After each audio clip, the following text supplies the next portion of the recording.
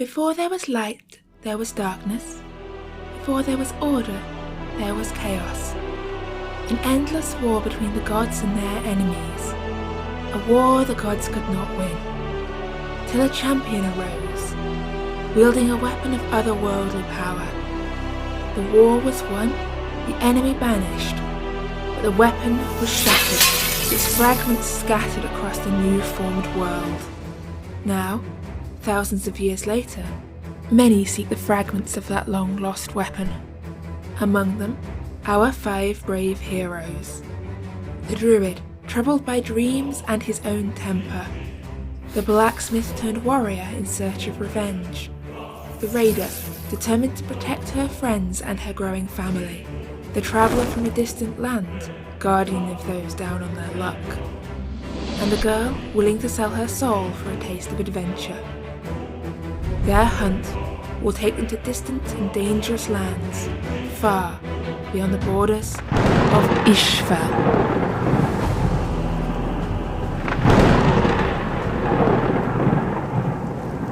Welcome back to Isfjell. We've got all our players tonight. I'm Tis, I'm your DM. We have, Tam,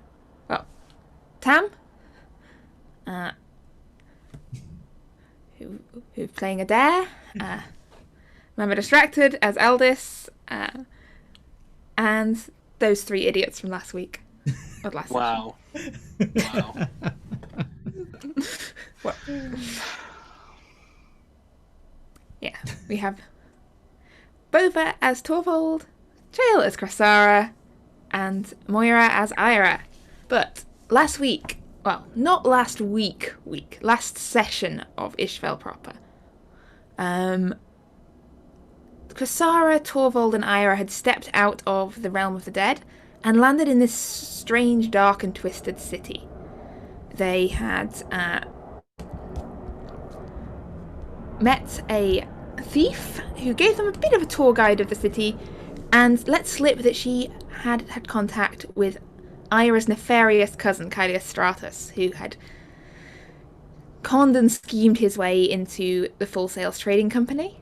And Eira had a bit of an issue with it, so they went and essentially threatened, cajoled, and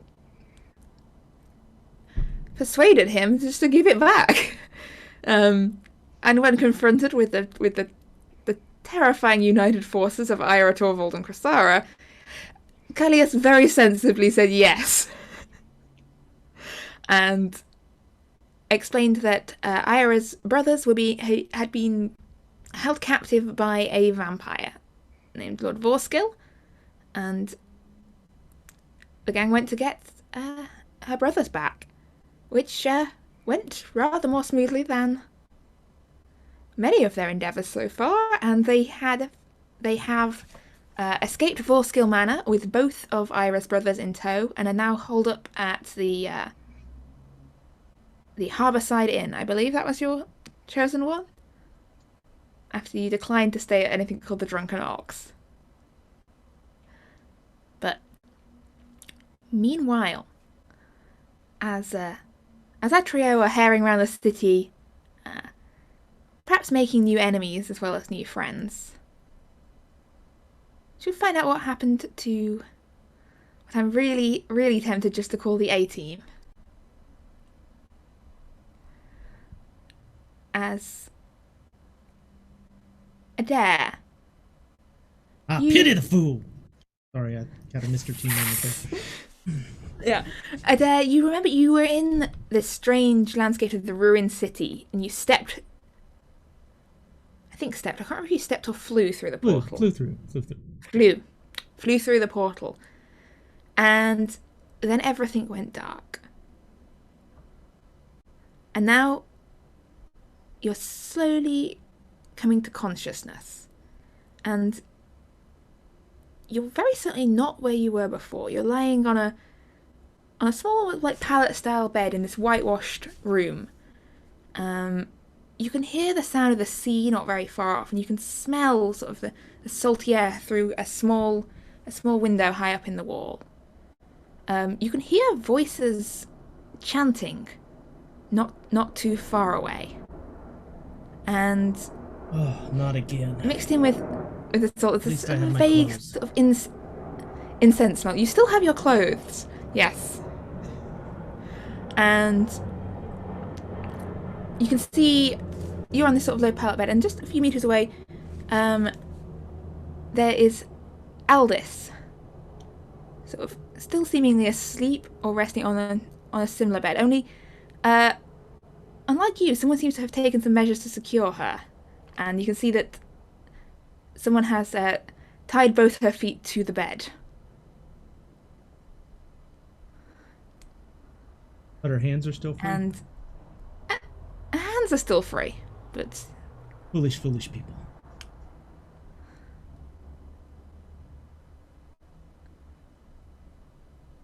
and she seems to be, as far as you can tell, still unconscious or sleeping. But there is a door to the room. It's currently closed.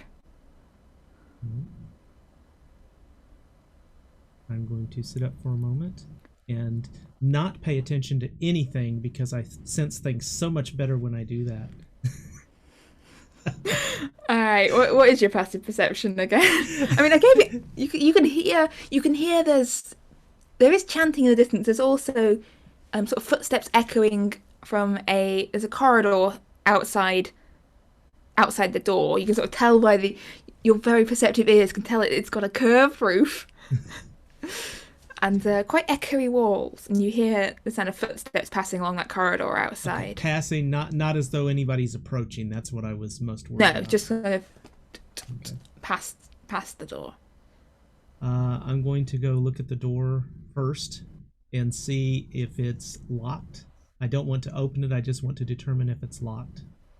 It is not locked. Right. Now I'm going to walk over and sit down on the edge of whatever this platform is that all this is on, and just boop on the nose. So, Aldous, we go over to you. You recall the portal. You recall stepping through, and then you recall a jumbled mess of dreams. Not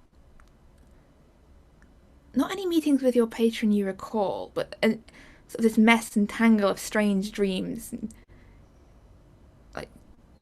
And then all of a sudden, you're awake and someone's poking you in the nose.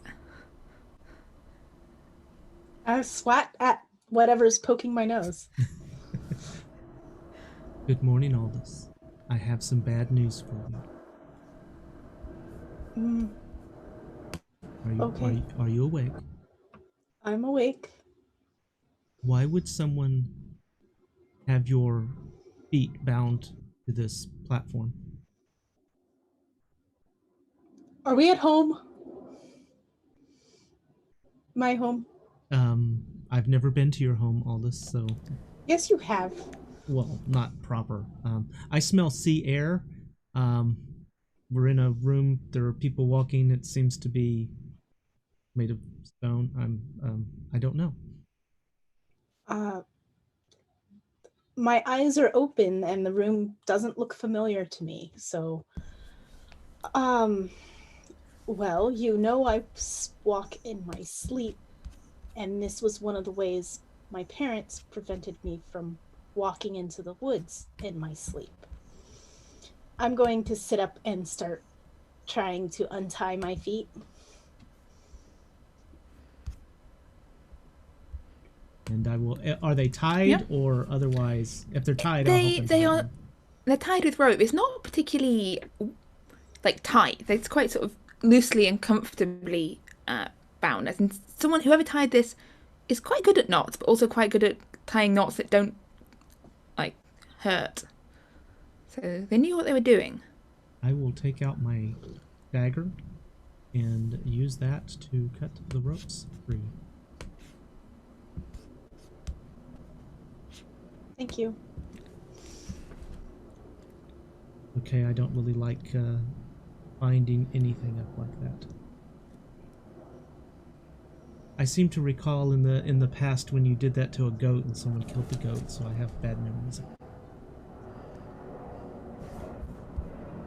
Sorry.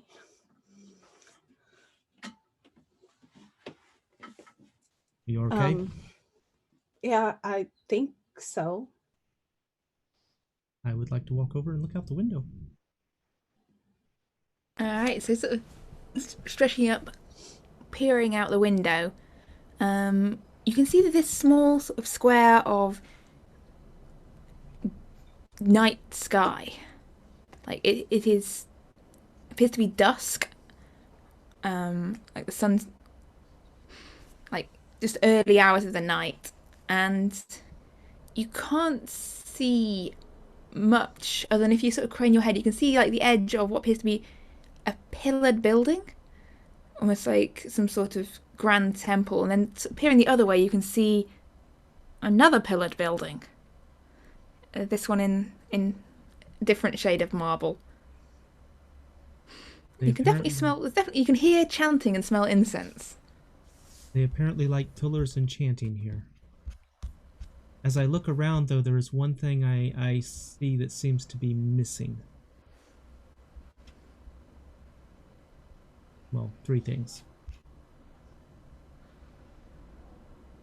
Unless they're in another room. Although why they would, I don't know, why would we be in a separate room from everyone or not in our own private rooms? I am going to get off the bed and go open the door. The door opens out and you can see this whitewashed corridor. There's a couple of other doors similar to yours opening off it, and it's lit by candles burning down in holders on the walls. And as you're opening this, there you can hear the footsteps coming from round the corner as someone starts to turn the corner at the far end of the corridor. But it's your choice whether you want them to see you or not. I don't really care. Well, Aldous, you can... not, it doesn't matter. Considering that they carefully tied only my feet, they probably knew that I would be getting up and walking around. So I'm just gonna, hello. And around the corner of the corridor comes a youngish looking man. He's got carrying a tray, and he's dressed in these pale grey robes that reach down to his ankles. He's got like greyish white hair pinned back. In fact, everything seems greyish. Even his skin tone seems unnaturally, unhealthily pale. I look down at my dress. Is it still the vibrant tealish blue that it was? It's faded. It's definitely faded from what it was before you went into the realm of the dead. Like someone's put it on a bit too much of a wash and some of the colour's leached out. But it still has color. It still has colour, yes. Okay. You're awake. Yes. Where are we? Oh. The Healer's Wing? I mean, more specifically, you're in the temple of the Grim and Knight, Temple Island? Verandra? I don't know where any None of that means is. anything to you. Hang on, let me just pop this. He sort of shuffles through the door of your room and puts the tray down on one of the available surfaces. You didn't intend to come here? Well, where is here? Okay, here is the city of Verandra. Does that mean Western Wastes? Dead Man's Port.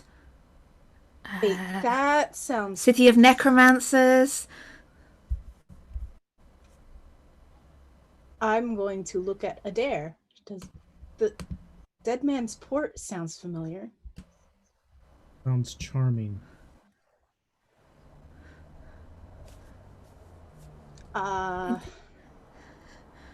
And yes, you stumbled through a couple of days ago, but I think you must have come through from the fell. You were very out of it. So Have you seen a very tall, very loud woman with a hammer, a very short man with a glowy axe, and a very pleasant young lady who likes to chat. Yes, actually. Yes. I ran into them. Hang on. Early today, actually. Around the corner. They were building a shrine. And, or at least the tall lady was. She seemed very determined about it. Something about a shrine to the Fae. Yes, very loudly, I'm sure. Well, she seemed quite nice, actually. Good. Don't wear green around her. I never wear green. Excellent. Probably a wise choice. But yes, they were around earlier. Oh, my name's Quinn, by the way. Pleasure to meet you, Quinn. Nice to meet you. I'm Aldous. Ah, thank you. I didn't want to keep referring to you as those two strange people that appeared in the temple out of nowhere. Would it be possible to have a message sent to them? Do they know we're here? Well, no, until you woke, I didn't know that you were anything to do with them. I'm sorry. I would have let them know, but I don't know that they're still there. I can try find out where they've gone. If that's what you're interested in, ask around to find out where they're staying. I will take out a platinum piece and place it in their hand and say I would appreciate it. Oh, no. There's no need, he says as he tucks away the platinum piece. Well, help yourself to the soup and bread. I was hoping you'd wake up. I had a little inkling that you might want food soon. And I will be back shortly. And until then, may the goddess watch over you both. Thank you. And he turns and heads out. What do you think, Aldous? So, I'm wondering why we ended up in a healer's quarters or hall instead of with Chrisara and Ira and Torvald. No idea. Because I came through first. I don't know when you came through the portal. Was I last? Maybe? And I will look over myself for any wounds or signs of current or existing wounds. You are both completely long rested and healed up. So I seem to have you both have kidneys. had a very long rest. And you have all the kidneys you had to begin with. Wonderful. I seem to have all my equipment. How about you? I check for my book first, and then I check for all my other materials and supplies. If they're not on me, I'm guessing they're near the bed. They've been stacked neatly by the side of the bed. Someone's definitely looks like someone sort of had a peek at them, but then have put them neatly. Like someone, like, you can just almost tell, like someone has thumbed through that book. Are there any missing pages? No.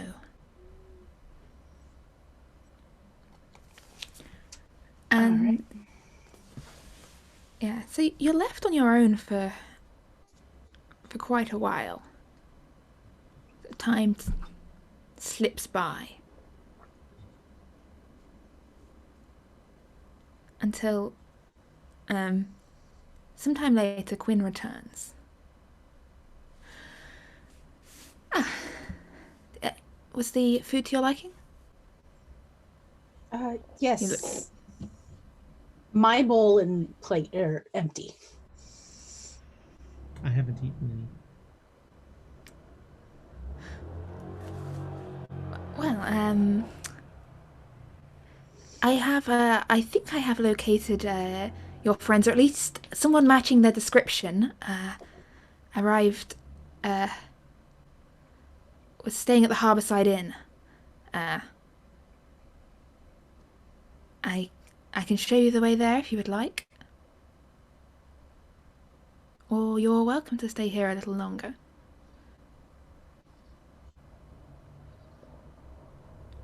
I'm ready, Aldous. Are you? Yeah. Let me pack on all my things, and I will put everything in its place on my person. Quinn, Yes? you said this is a healer's place. Why were we brought here? Well, you came through from the Fell, the realm of the dead.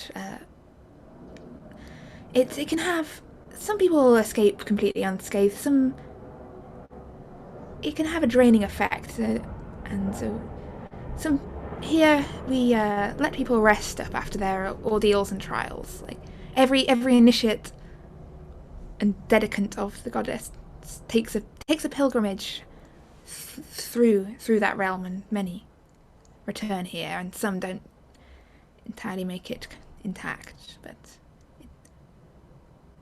it's strange to find those that have made the pilgrimage without intending to have made the pilgrimage. But unless you are dedicants of the goddess, that you have, maybe you actually don't even realize it yet. This could be a Which Have goddess? Lady Night. Some call her Moon Daughter, Queen of the Dead, the mother of witches and necromancers. She's not too popular outside of this city, except in some of the northern realms. But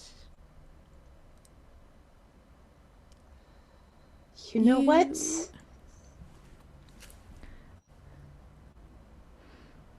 Okay. Okay. I think that makes sense. Well, I hope so. No, yes. If you've got everything, if you follow me, this is Temple Island, the heart of Temple Island, in fact, one of the oldest buildings on it. This is a place of many gods. Anyone can build a temple here. As your friend, I can't remember her name, I'm afraid. The blonde lady. And what is her name, by the way? Angry. No, her name's Penguin. Krisa. Sorry, It's angry, but we speak in her native tongue, and it's Crisara. Crisara. That's a nice name.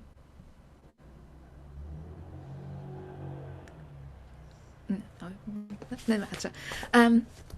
Anyway, yes. So as he's talking, he's leading you down this whitewashed corridor and out down the steps of this quite large but plain building with two statues out front, one of a veiled woman and one of a man cloaked with a crow perched on each shoulder. Statues that are familiar figures to you by now, because they're very similar to those in the ruined temple where you began your unintended trip to the afterlife. And can we stop by that shrine she was building first, if it's on the way? Yeah. Yes, this way. He leads you round the corner to this patch of land, and actually, Chael, you can describe what it was Crisara built on that patch of land. It was the absolute most beautiful shrine you have ever seen, built out of any logs, sticks, and rocks that she could grab to sort of stack up and make like a little mini hut. And then she had taken mud and packed it all around and in so that it wouldn't fall down, hopefully. And there's a giant sign that she has made that says, "The end is nigh, choose the Mist King."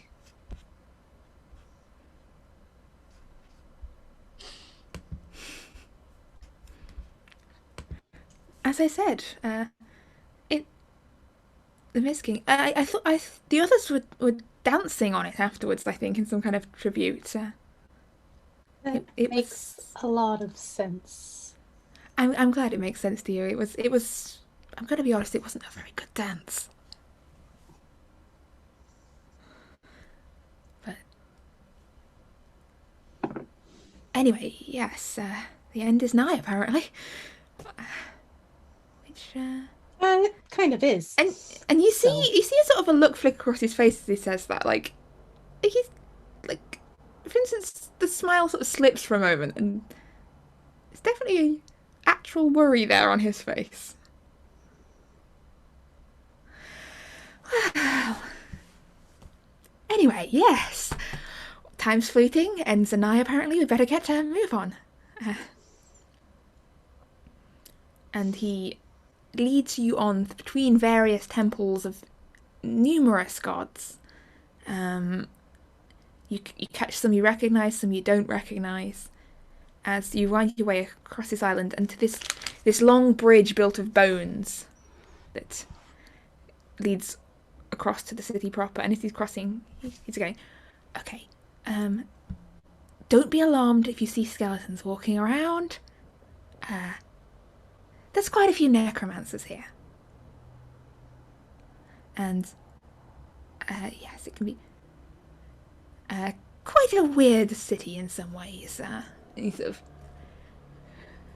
glances around. He leads you through the street, and you pass a skeletal porter pushing a wheelbarrow.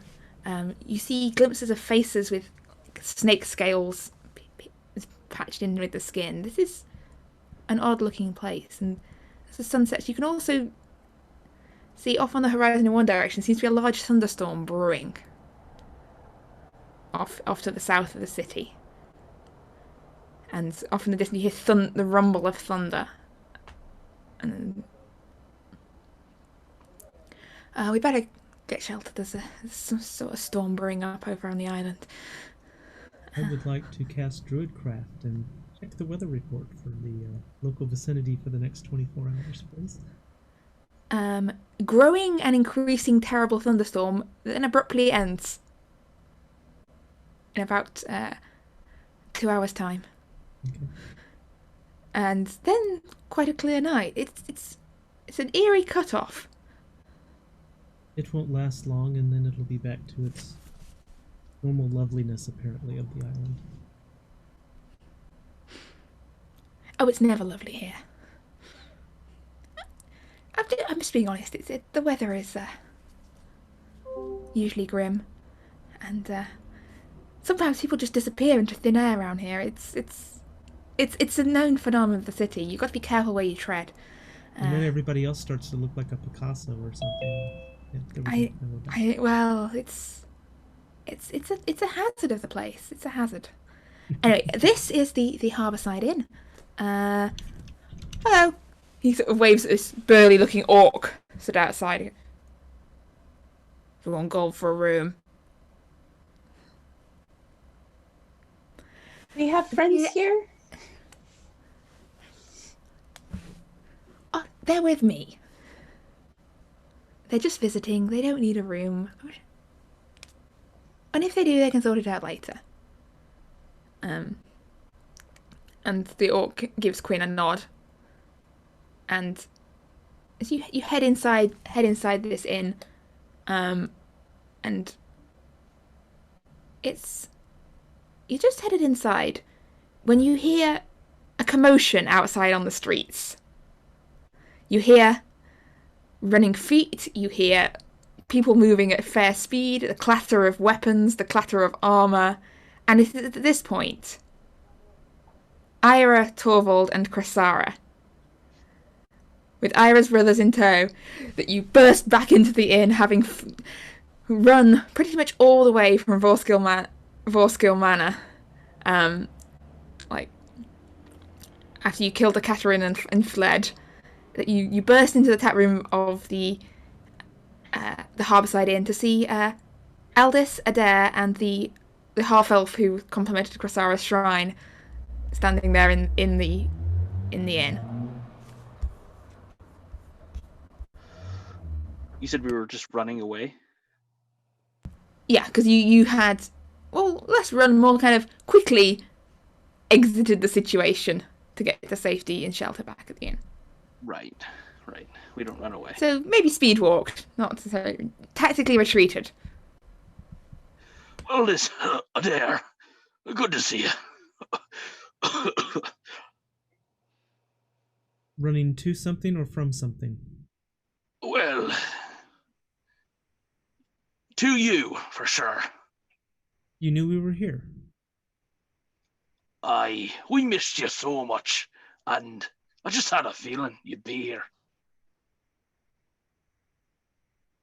Yes, we just really missed you. So glad you're back. Yes, definitely not vampires chasing us, that's for sure. Nope. We did nothing. These are my brothers. Brothers! Hi! Hi, you see two, actually no, you only see one. You see one, one like fairly large, muscular looking He's pretty bulky. young man, young man, dressed, still wielding like what looks to be like a bed leg, and dressed in a rather ragged, tattered shirt with blood stains down it. There's only one of them.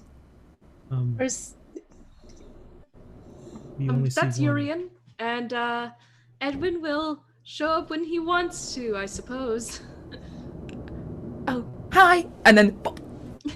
Sorry, your friend didn't want to play the doorman. And you see a second young man, very, very, very similar in appearance, just less so in demeanour, Yes. appear out of thin air. And he, trying to think, it's not going to make me pay now, are we? Because I still don't have any money. I will take out a platinum and toss it to him and go, here, cover that debt. You need more. I have plenty.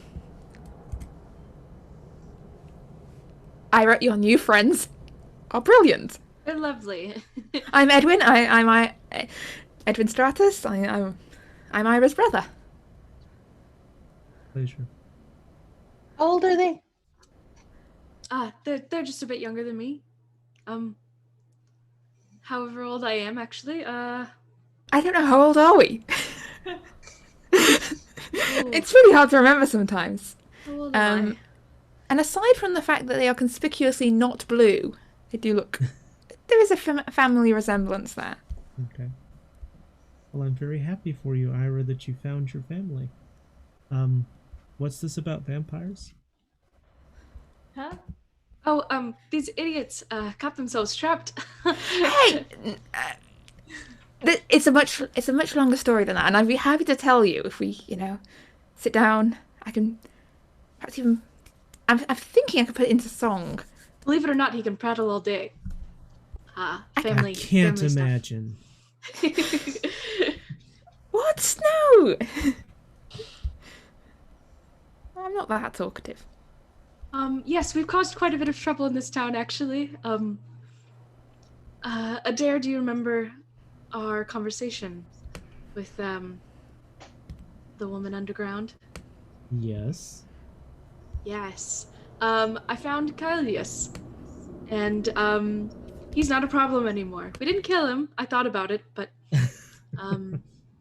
my dad is going to have proper ownership of the Stratus family, full sales trading company once again. Excellent.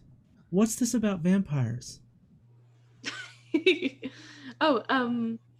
So my brothers were trapped by vampires. Like they said, they can tell you the full story eventually. But basically, we had gone to Kylius. Kylius was telling us about the state of affairs with the full sales trading company, as well as my family. He mentioned that he had knowledge of my brothers being trapped under these vampires. So we went to the vampires. We pretended to be part of their cult and convinced them to show us all of the hostages that they kept that they would feed on. And two of which were my brothers. We specifically were like, twins would be great. I've got appetite for twins because my brothers are twins, as you can tell.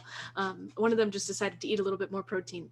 And then we went in and they seemed to have a plot of their own. One of them was going to hit one of the vampires with a bed leg while the other one hid, but we ended up kind of The big one. crashing that plan.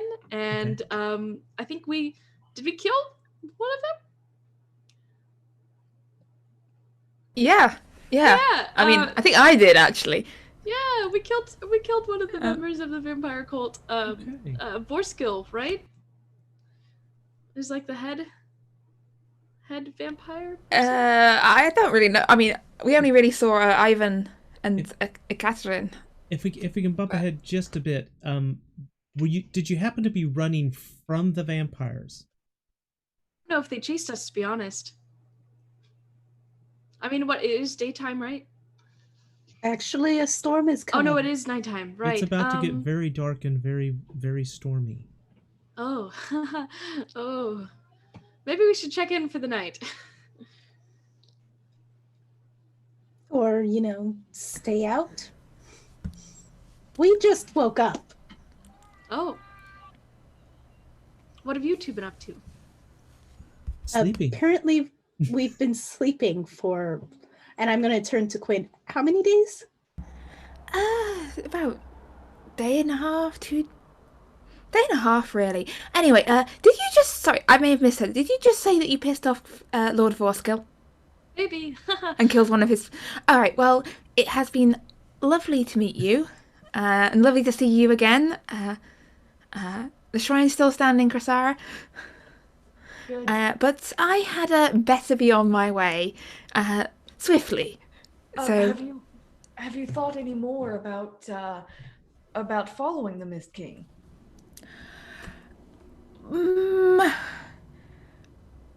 I have to... He's quite great, actually. How does he feel about, people who have prior commitments to other gods? I don't think he really cares. No, just follow him. Well, I follow him. Of course.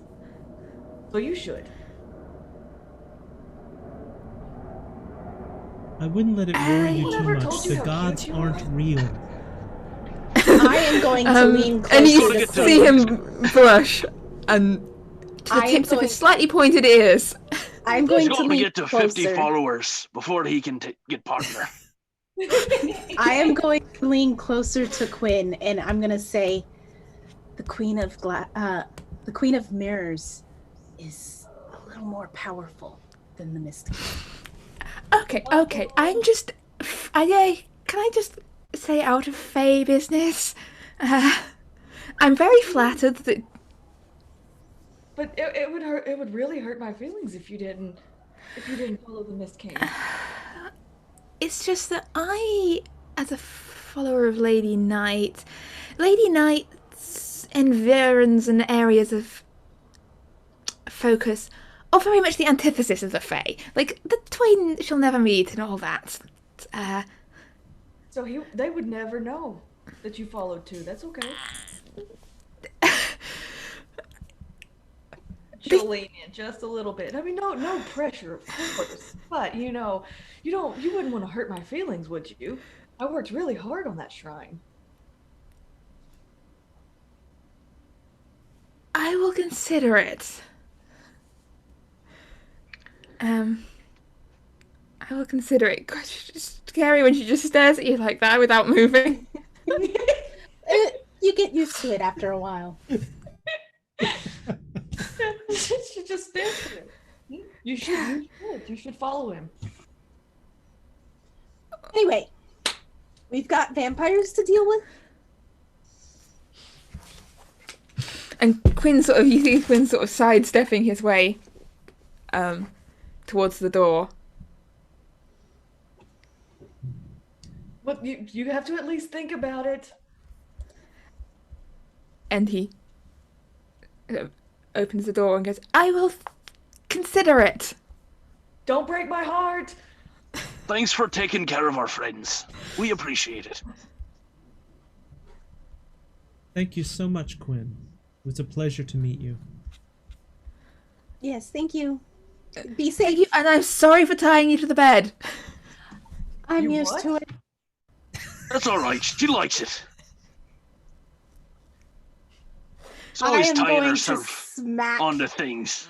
I'm gonna smack Torvald as hard as I can on his Hey, shoulder. what was that for? Stop! You're always tying yourself to the boat and such. No, I'm not. That's Chrysara. Well, Yeah, it is mostly me. my mistake.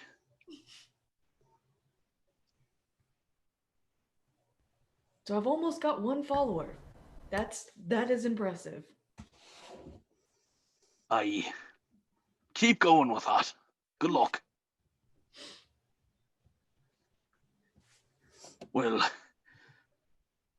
if you're not tired, then what should we do?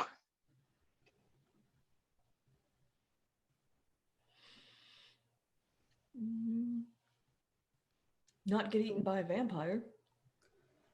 Well, Do we that's the want goal. to wait outside for them rather than bring them in here?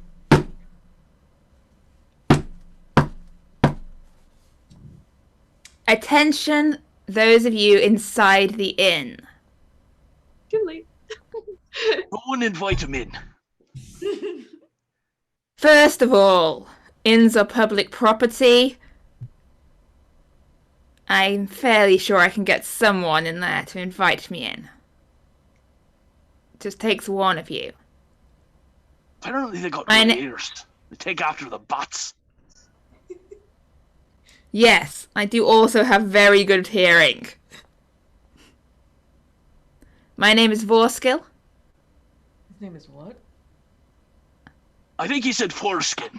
That's what I thought I heard. V! It's with a... God damn it! Well, Foreskin? What the hell is that? well, you see.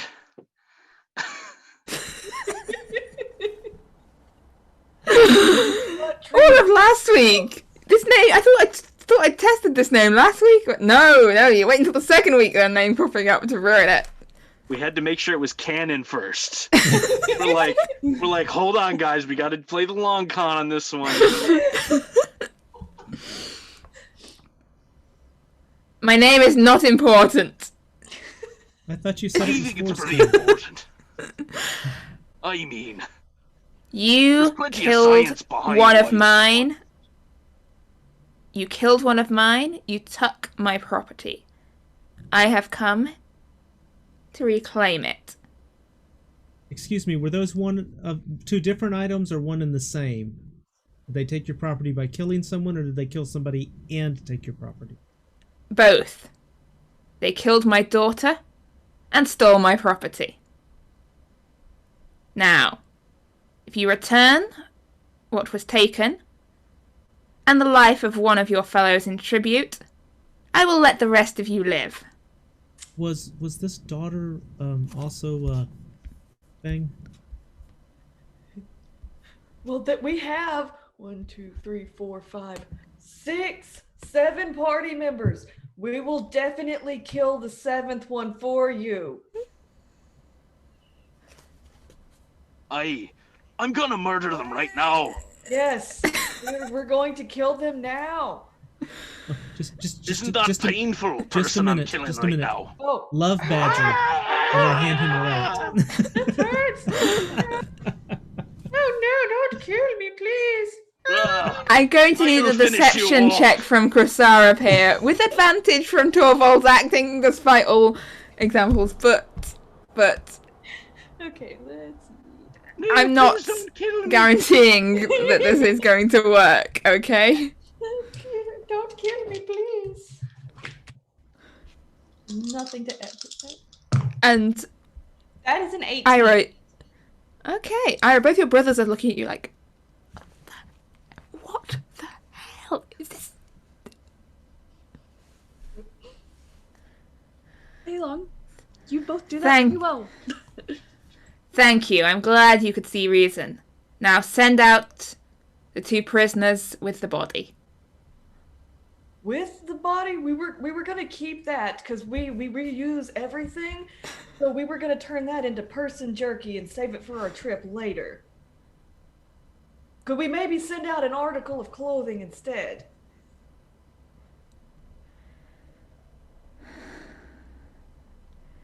fine. Send it out with the prisoners. There, I'm gonna need a shirt, and then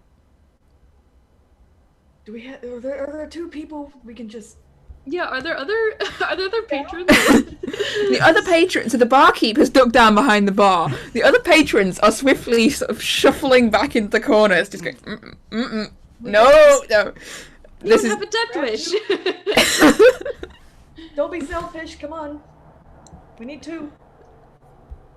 No, this is not our fight. Torvald just reaches into his bag and pulls out the clothes that he just has in his bag. It's like there was like a chest that had just random clothes in it. So I believe you. I've junk in that bag. Ira will actually go ahead and Ira will go ahead and stroll over to the barkeep and like look over the bar. Hey, so is Forskill like a bad guy in everyone's view? Does everyone think he's a bad guy? This is Verandra. Define bad guy. Would it be that big of a problem if he was dead? Oh, nobody likes him, and he's already dead, so that's not a problem. Okay, so if we deaded him again, that would, if anything, be a good thing. I mean, he's got allies, but everyone in this town, they all hate each other. It's just... Okay. I believe that gives us the moral high ground to kill him. So maybe that's just what we should do? So just to be clear, nobody... I am not involved in this. Okay, that's okay. I just wanted to check. Thank you so much for your services. You can keep hiding. And then I'll walk away. So just to be clear, nobody likes foreskin. No. Okay, good. well, it depends on who you talk to.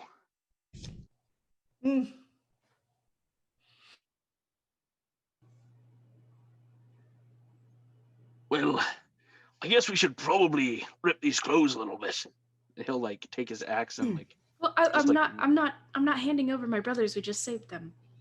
So I think you should just fight. They can help us fight. And Torvald, there's a storm coming. There's always a storm coming. Or do you mean a literal one? I mean a literal one. Ah. That'll help, right? Aye. Yeah. Well, Lots of thunder. well, there's always thunder where I am. But You should eat less beans. why would I do that? They're good for your heart. Are they? Aye. Okay. The only problem is the more you eat them, the more you... Thunder you make. Aye, thunder. That's it. Doesn't rhyme, but whatever. Well- Anyway, let's go outside, shall we? All right. Torvald will put his hand to his axe and walk towards the door.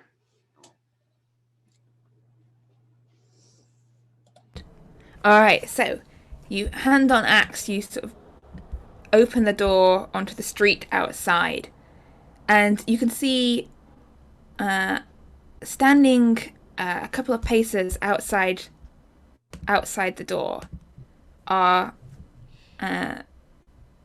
two figures. The first of them is you recognize as Ivan. The second vampire who didn't stop you leaving the house previously. He kind of just sidled his way out of the way. And the second of them is a dark-haired man who's standing there with a pose of utter and complete confidence. He looks towards the door. He's got rather expensive-looking black cloak on, and very pale skin, almost deathly pale. And as he sort of opens the door, he looks and goes, "Well, you're not one of the prisoners that was stolen, but I'd accept a dwarven blood instead. You'll have to pry it from me if you want my blood. Oh. Now, is that how it's going to be? Are you sure we can't reach an amicable solution to this? Please make a wisdom saving throw, please, Torvald.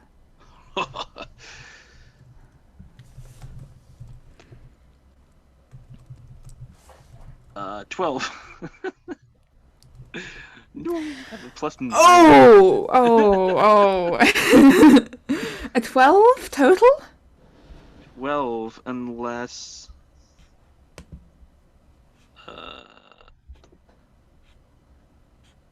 So, Yep, Torvald, that's- yeah.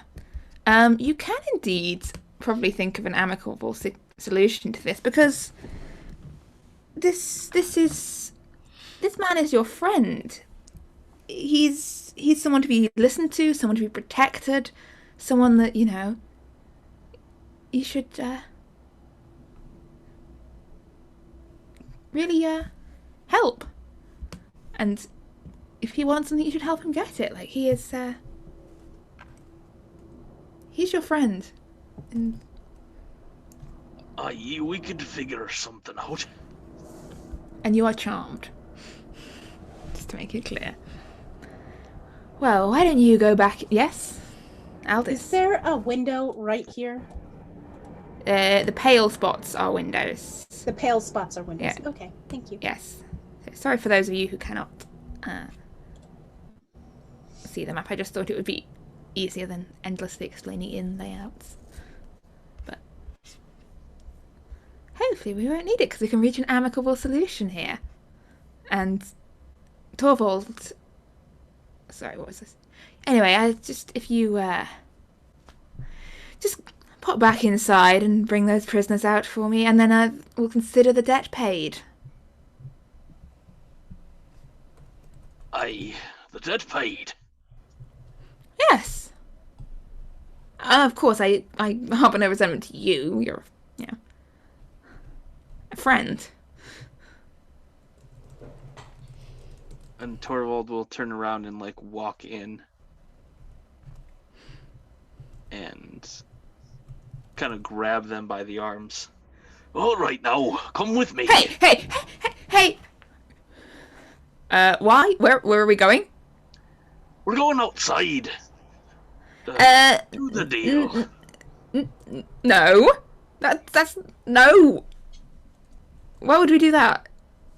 Well, for the amicable solution. You know, we give him you, and he leaves. Ira, I think your friend is trying to turn us over to the vampire. Could we not? Let's not do that. Yeah, I don't think so. Torvald's tugging on them, trying to pull them towards And the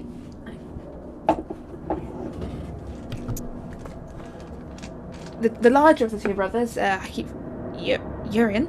Urian. urine. We got urine and foreskin. No!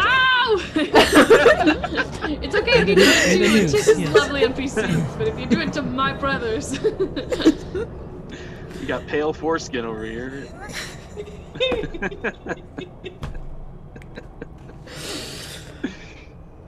I'm going to need an athletics check from you, Torvald, to see if you can actually drag them. Probably not. Could I have heard this The conversation? Chaos Monsters, good luck. Oh, you can hear this conversation, yes. I meant the one that he had out right outside the door. Could I have heard that? You could have done, yes, actually. Okay. The others A probably one. not, but you can. I A rolled one. Yeah, these brothers ain't going anywhere, because one of them rolled an 18, and the other one only rolled an 8, but I guess that adds a bit of strength. So I'm So, like, yeah, they I'm are just tugging, and it's just like nothing is going anywhere. I'm like, But also, like, it's, a child just kind of... Yeah. Want ice cream? If there, I if said there come is with a, me. if there is an ale or something on a table nearby, I would like to take it and splash it into Torvald's face. There's definitely ale on the table, yeah. What did you do that for? Are you still wanting to take them outside? Am I? Yeah. Yeah, no. I would like to take the mug and smack it across vampire- Torvald's face. This is great. This is great. So yeah, not only is the vampire outside the door still your friend, Adair possibly isn't. I mean, Adair is hitting you on the head hard with a mug. I mean, did he though? Okay. Actually, yeah. Let's have an attack roll. I figured it might be. So Yeah. I trying to? I try to hit him with the mug, but obviously it doesn't go well. I guarantee that missed. Oh. You might not physically be able to hit me with a mug. Like, it might be impossible. He's flailing with a mug near your head.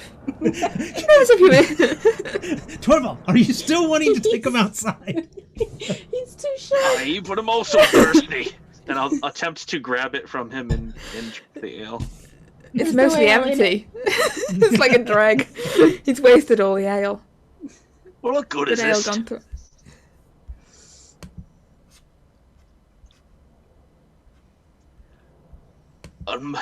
Mr. Paleskin, they're not budging.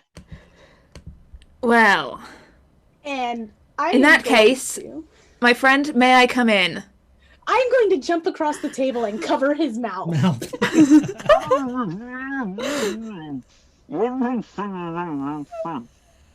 I'll have a grapple check off Eldest, please.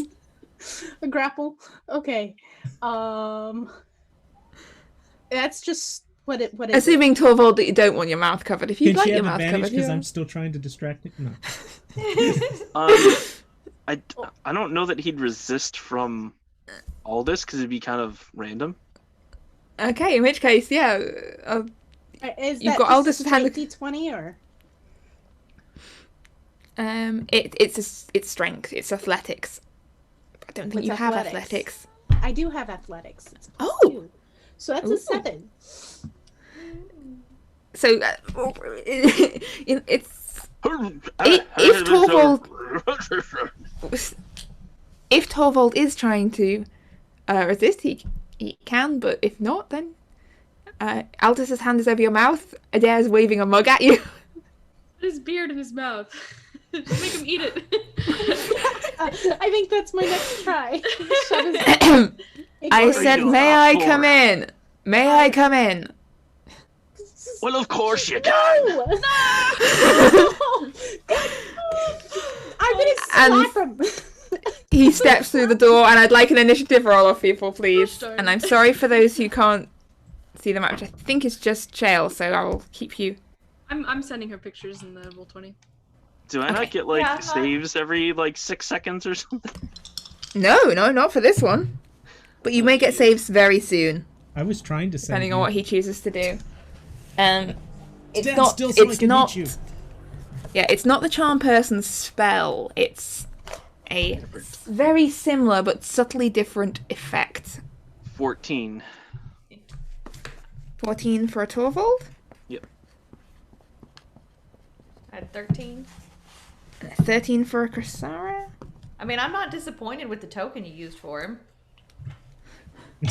I didn't have any suitable vampire tokens, so I went with the first pale skin token I could find. Handsome. And you had to pick Vincent Valentine, my childhood crush. Well, We're doomed. 7. well, vampires are traditionally, good looking. If you're going to spend eternity with someone, you tend to... Have you ever seen an Nosferatu? They are not that good looking. Okay, not them, but no, they just live in drains and no one likes them. No, you This guy is more... Venture, I think. I'm saying it right. Ventrue, yes. Or Toreador Ventrue. even. More of a Toreador Ventrue. even, Yeah. 18. 16 8. here. Ooh. And I don't... Hang on, what did I dare say? 7. 7. Okay, so as Vorskil with a V. We know. Don't assume that we don't know what the actual name is. We do. We're assholes. You really are. Steps through the door. Aldous, you're up first, and Eira, you will be second. Alright. And the question is, what would you like to do? I would like to use Sacred Flame, and I'm gonna aim it right at him. That is a dex save. All right. That'll be a success. All right.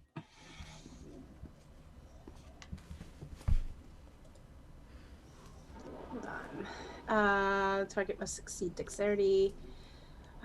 No benefit from cover. All right, so yeah, he doesn't get hit with it. I think. It's been a while since I've used this one, so it doesn't say It's a anything. cantrip, so It's a cantrip, I think, so I think it has any effect on a success. Yeah, no, nothing on a failure Okay. or success. Something. Okay. You've got your bonus action and your movement if you would like to use them. Is there anything you would like to do?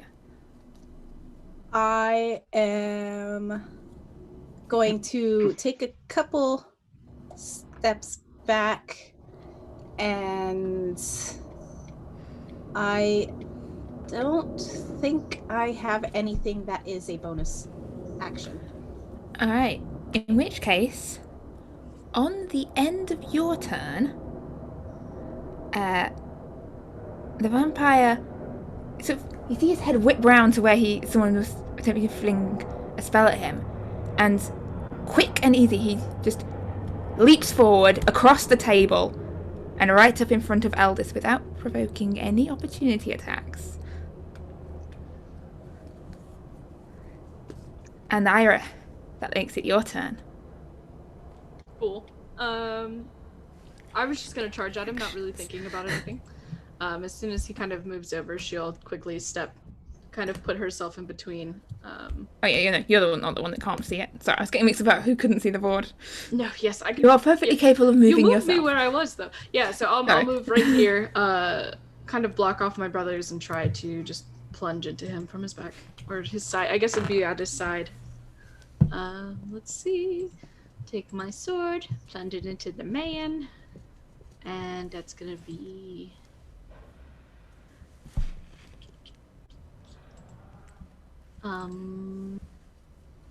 Ooh. That's a 22 to hit. Oh, that'll hit. Oh! Let's see. So, 11 slashing. And 5 radiant. And then I'd also like to smite. Most likely. Yeah, I'll smite. Why not? And he is undead. Yes. So we'll go ahead and smite. Always a good reason to smite when undead are involved. Spend 1 spell slot. 2d8. Goodness gracious. He sort of shies back when a little burst of radiant light that glints off the blade. And yes, so I will call upon Lady Luck. Go ahead and smite. I'm like forgetting how to do literally anything right now. So where are my spells? There you go. So I'll do it at 2nd level. And then schmote him for extra damage to target for each. Yes, so 3d8. And then plus an extra d8 against undead or fiends, so 4d8.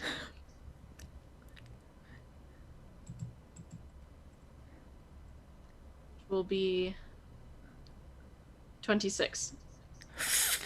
and his attention now flips around from Aldous and is fixed on Eira. Cool.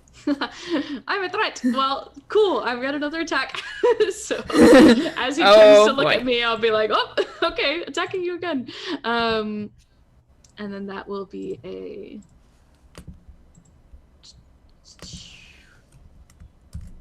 That's a 24 to hit. That will hit. That will definitely hit. Great. We'll smite again. So 4 slashing. Wait, no. 9 slashing. 9 slashing. D6 of radiant damage. So that'll be 1 radiant. And then we'll smite with 4d8.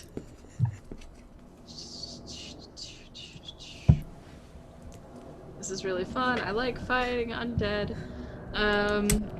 29 damage.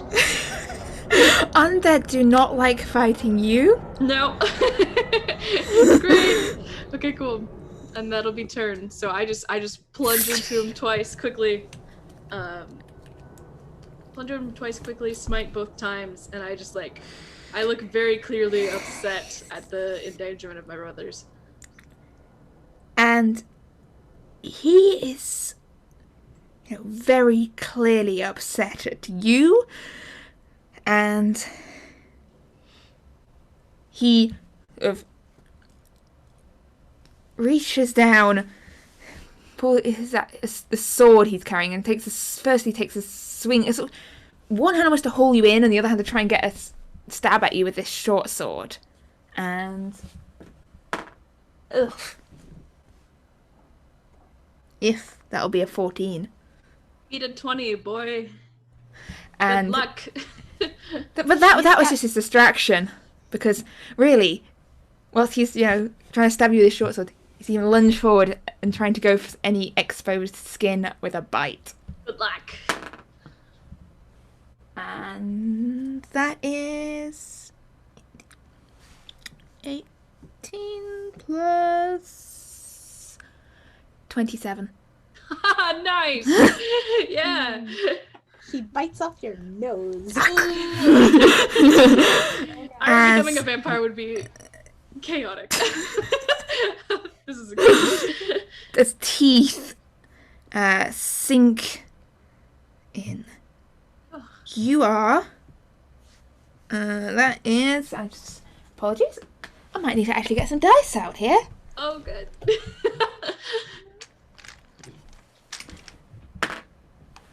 That is 6 points of piercing damage. Okay. Plus 8 points of necrotic damage. Okay. And your hit point maximum is reduced by 8. Okay. And he pulls back sort of blood on his lips and goes, curious. Would definitely be an addition to the collection. Am I a vampire now? Not yet, but the offer's there. Oh, you can choose? And That's interesting. I'm having a conversation with someone that I'm trying to kill. Very on brand for Ira. And that's the end of his turn. But Torvald, it's your turn. Whilst Ira is having a nice chat with the vampire, who's just going, a bit of human, a bit of... there's definitely an elemental bouquet in there. I see. Am I feeling the urge to help out my buddy? You need to make a wisdom saving throw. Okay. You get to repeat it. Thank you. Will a 24 do it? Yes, it will. So, this man, clearly not your friend, he just tried to bite Ira's head off. Ira! And Torvald will, he's gonna can I not? I can't access my token. Oh, that's weird. I'll try and fix that, but if not, just poke where you'd like to be. I thought it's Dragon very one. odd. There's 2 Torvalds. I split in half. Oh no! Go away, Torvald number 1. Clone is better? Torvald. Well, all these are friendlies, right? Yes. Apart from the vampire, and there's another vampire who hasn't come in yet. Everyone else is either Ira's family, your party, or is just staying the hell out of it. You can see the people in the corner just behind the tables going, nope, just nope. So Torvald runs around and he's going to say, "Stay away from her!" And he's going to push his arms out, like both of his arms, and you just see this burst of kind of like radiant energy as these dwarven spirits just kind of like shoot out from him and start circling around the room as he casts Spirit Guardians. Okay. So And that is a... What radius is that? That is a... 15-foot radius. Alright. And it is, I think, when they A start, wisdom saving throw. it's a wisdom. Yep. DC 16. I should know this by now. I had a cleric for 2 years who... I think there was one fight we didn't have Spirit Guardians in. Just one. I think Makes just sense. one. It's a good Yeah. spell. Wisdom save. That will be a success from him. Okay. So it's half. So it's 7 damage before being halved. Radiant damage. I rolled a 2, and a 3. Ugh. He still doesn't look particularly pleased about this. But, anything else, Torvald?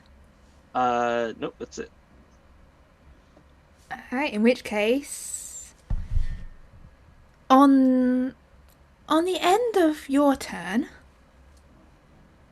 the vampire's going to try and take another bite out of Eira. Because, you know, she is just quite... Oh. Don't think that... So he lunges forward to try and get another bite out of Eira, but that is only a 13. So you hear the clink of tooth against armour. Ow. He chipped his tooth. Ow. Hazard of being a vampire. But, Krasara, it's over to you. You can see that this bunch of people sort of crowded up by the windows of the inn. But if you would like, you can sort of push past Ira's brothers and, well, get up close to the vampire by standing on a table. I think there was actually a picture posted in chat with Moira, who is amazing. She is, isn't she? I posted an updated one, I think. I don't know. The one that I posted isn't as current as... I mean, It gives me an idea of It's what- 15 what- feet yeah. away, so you definitely could make it if that's what. Oh yeah, you can definitely get up there and get Okay. on. Yeah. So There's- Krasara would charge forward and call out her activation word for her mole so that I can get it. Fire! Do we know what what was the activation word again? Did we? I was trying to come up with something cool and like primordial, but procrastination is like the thing that I am just number 1 at, and I have Procrastination! it should be. That's a good one. So we're gonna say she hollered out the word, and now I'm ablaze, and I would try to swing at him. Alright, let's see how this goes. Okay, so we're going to roll. I don't know if you can see that or not because it's in my 7. Your ear. That is a 7. 7. Total? Yeah. 1, 2, 7, 8, 9, 10. That would actually be an 11, but that's still. He sort of just slides out the way.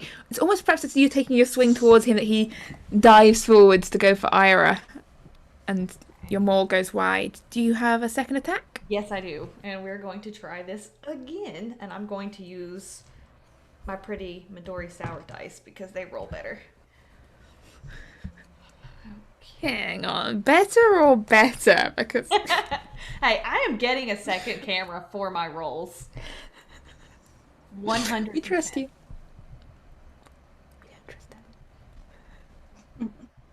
Okay. That is absolutely no better because you jinxed me and now I don't like you anymore. That's an actual 7. Yeah, that ain't gonna hit. So yeah, he slips and slides away from your blows, like. She's too Quite high on the nimble. table. He can duck too easily. As I try to swing at him, and then I'm gonna be like, so have you ever thought about not being evil? Evil is a very relative term. I mean, those looks could get you somewhere in life, so maybe if you were not evil. And as you can see, sort of Ira's brothers dipping and diving around, like, as Uriell sort of pushes Edwin back out the way and steps up forwards. I think he's still only sadly armed with a piece of bed, but he takes a swing forwards down on the vampire, who's busy now but trying to banter with 2 people at once as he goes on to cross and goes, I find my looks have got me somewhere very acceptable. I am both wealthy and powerful and immortal.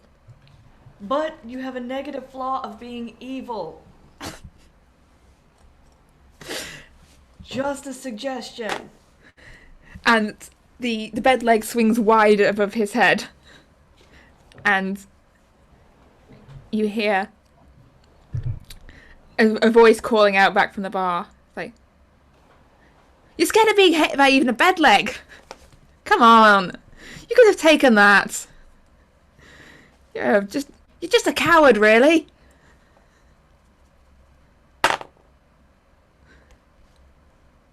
Your insults have no effect on me.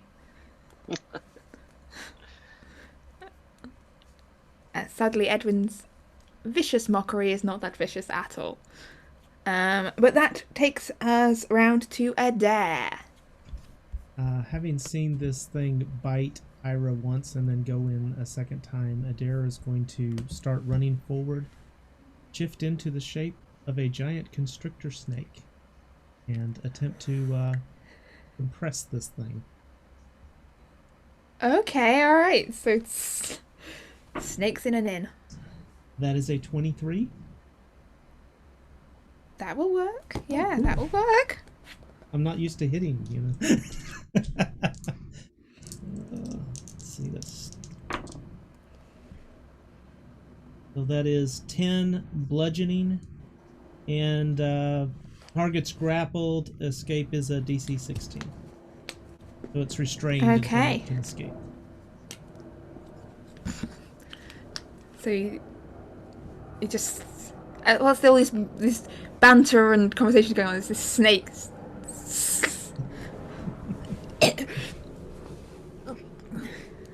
Who grappled and restrained, was it? Yeah, it says he's officially he is restrained. Okay. So. Okay, that takes us. You hear a voice outside going, Master? How's it going in there? Everything's under control, right? I'll just watch the door. Let me know if you need any help. And that takes us back round to Aldous' turn. Okay, I am way too close to all of the weapons flailing around. I am going to thunder step to the other side of the end. So that is going to be a con save for everyone within a 10 feet radius. So that's Torvald, Ira's brother, Chrisara, the vampire dude, and Adair. What's the DC? 15. Don't you have Misty Step? I do, yes, but I need to damage the bad guy. Fine. Yes, but What are we rolling against again? Con Constitution. save. Oh well, you all get a +2. 15. Well, What was the DC? 15. Okay. Thank you, Ira.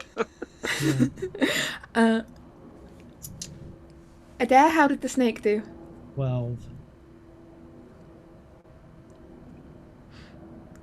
Chrysara, how do you do? I'm fairly sure you can take a con save. Con save, yeah. With a +2 as well. Ira's brother seems fine. I got a 15, by the way.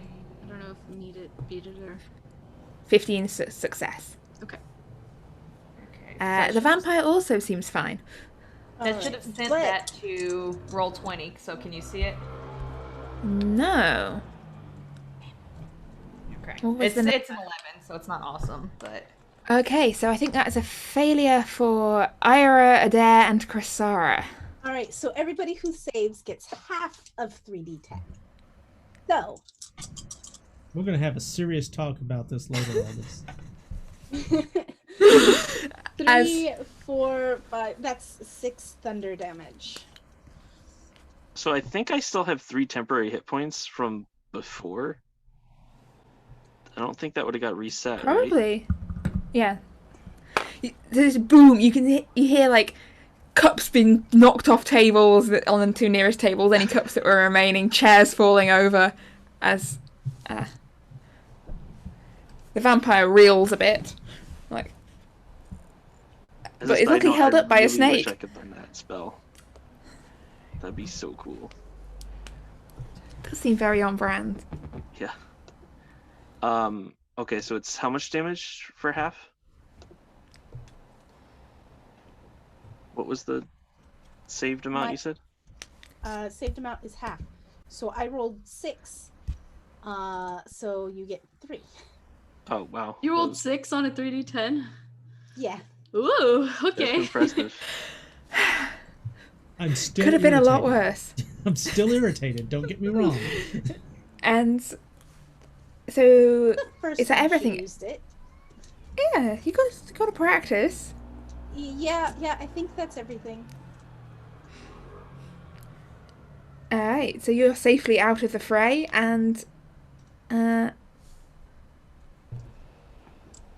that's on the vampire on the end of Aldous' turn is going to attempt to claw and scrabble at this snake at disadvantage, I believe.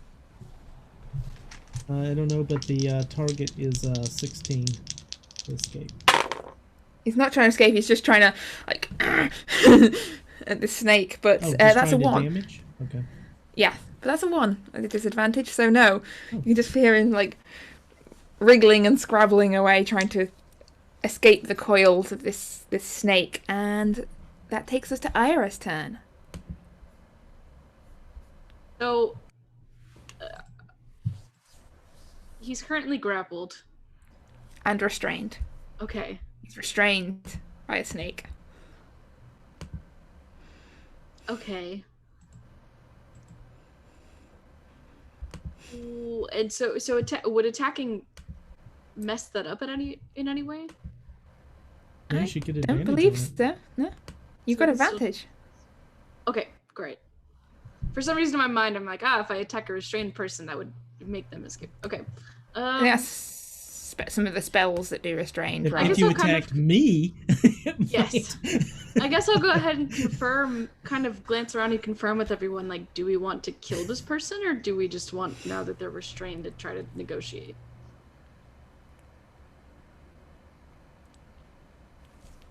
What do y'all think? I say Kingdom. Great. Okay, I'll attack. Honestly, same as last time. Basically, she found out that just stabbing him is effective, so we'll just keep stabbing him. Carefully, not to hurt Adair. Very on brand. Yes. And then, let's see. That's an 18 to hit. That will hit, yes. Great.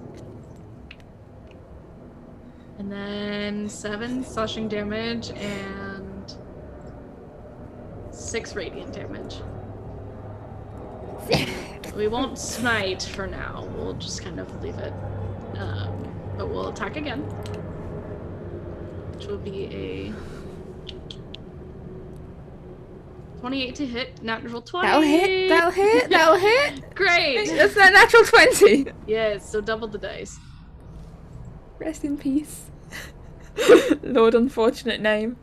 Awesome. Okay, so that's 18 slashing and then Just take a little off the top.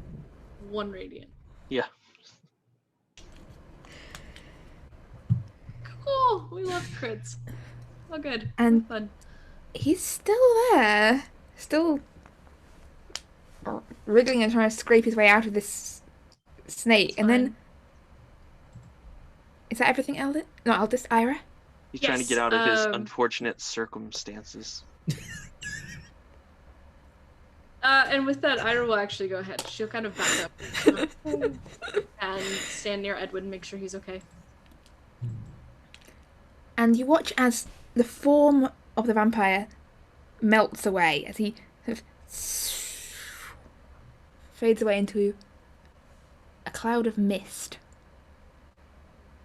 which then seeps away out between the coils of the snake, insubstantial, and out the window, out onto the street outside. About...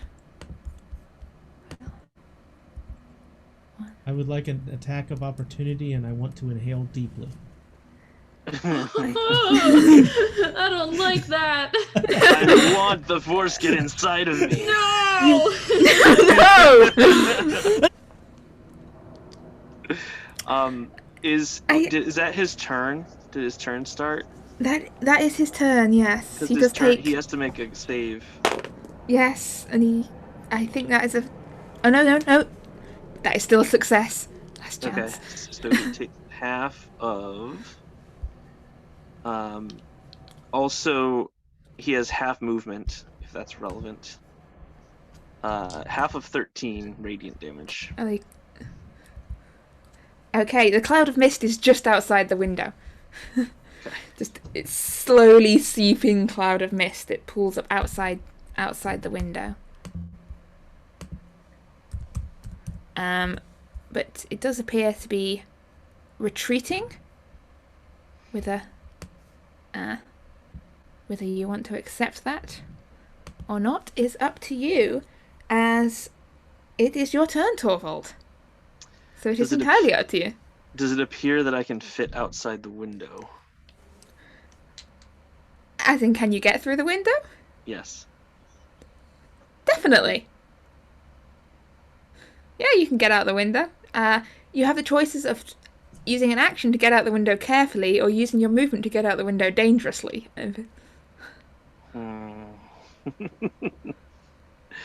Let's see how far this... If I go out the conventional way. Where's the door? The door is here, where the picture of the door is. I hid it cunningly. Okay. Alright, I'm just gonna go normal movement to get out there. And then Torvald's going to... It's just mist. You can see out when you step outside, you can see the mist that's just seeped outside the window, and also this other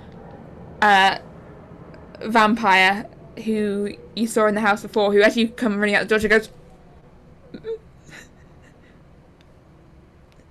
"No, I'm leaving."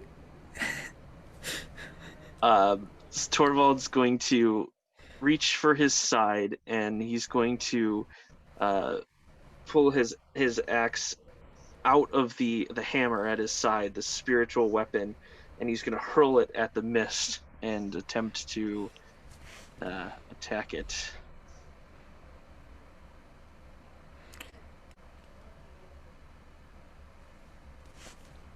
Is that just a normal attack?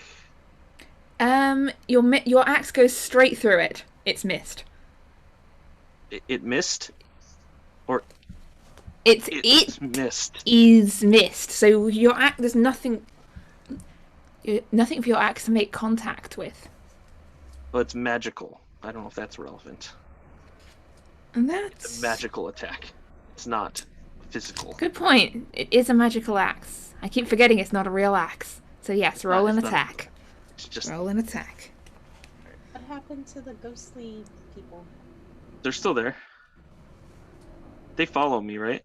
They're around me. Oh yeah. They follow you. Yeah, They're but it's when yours. when he starts his turn, is it hit him already.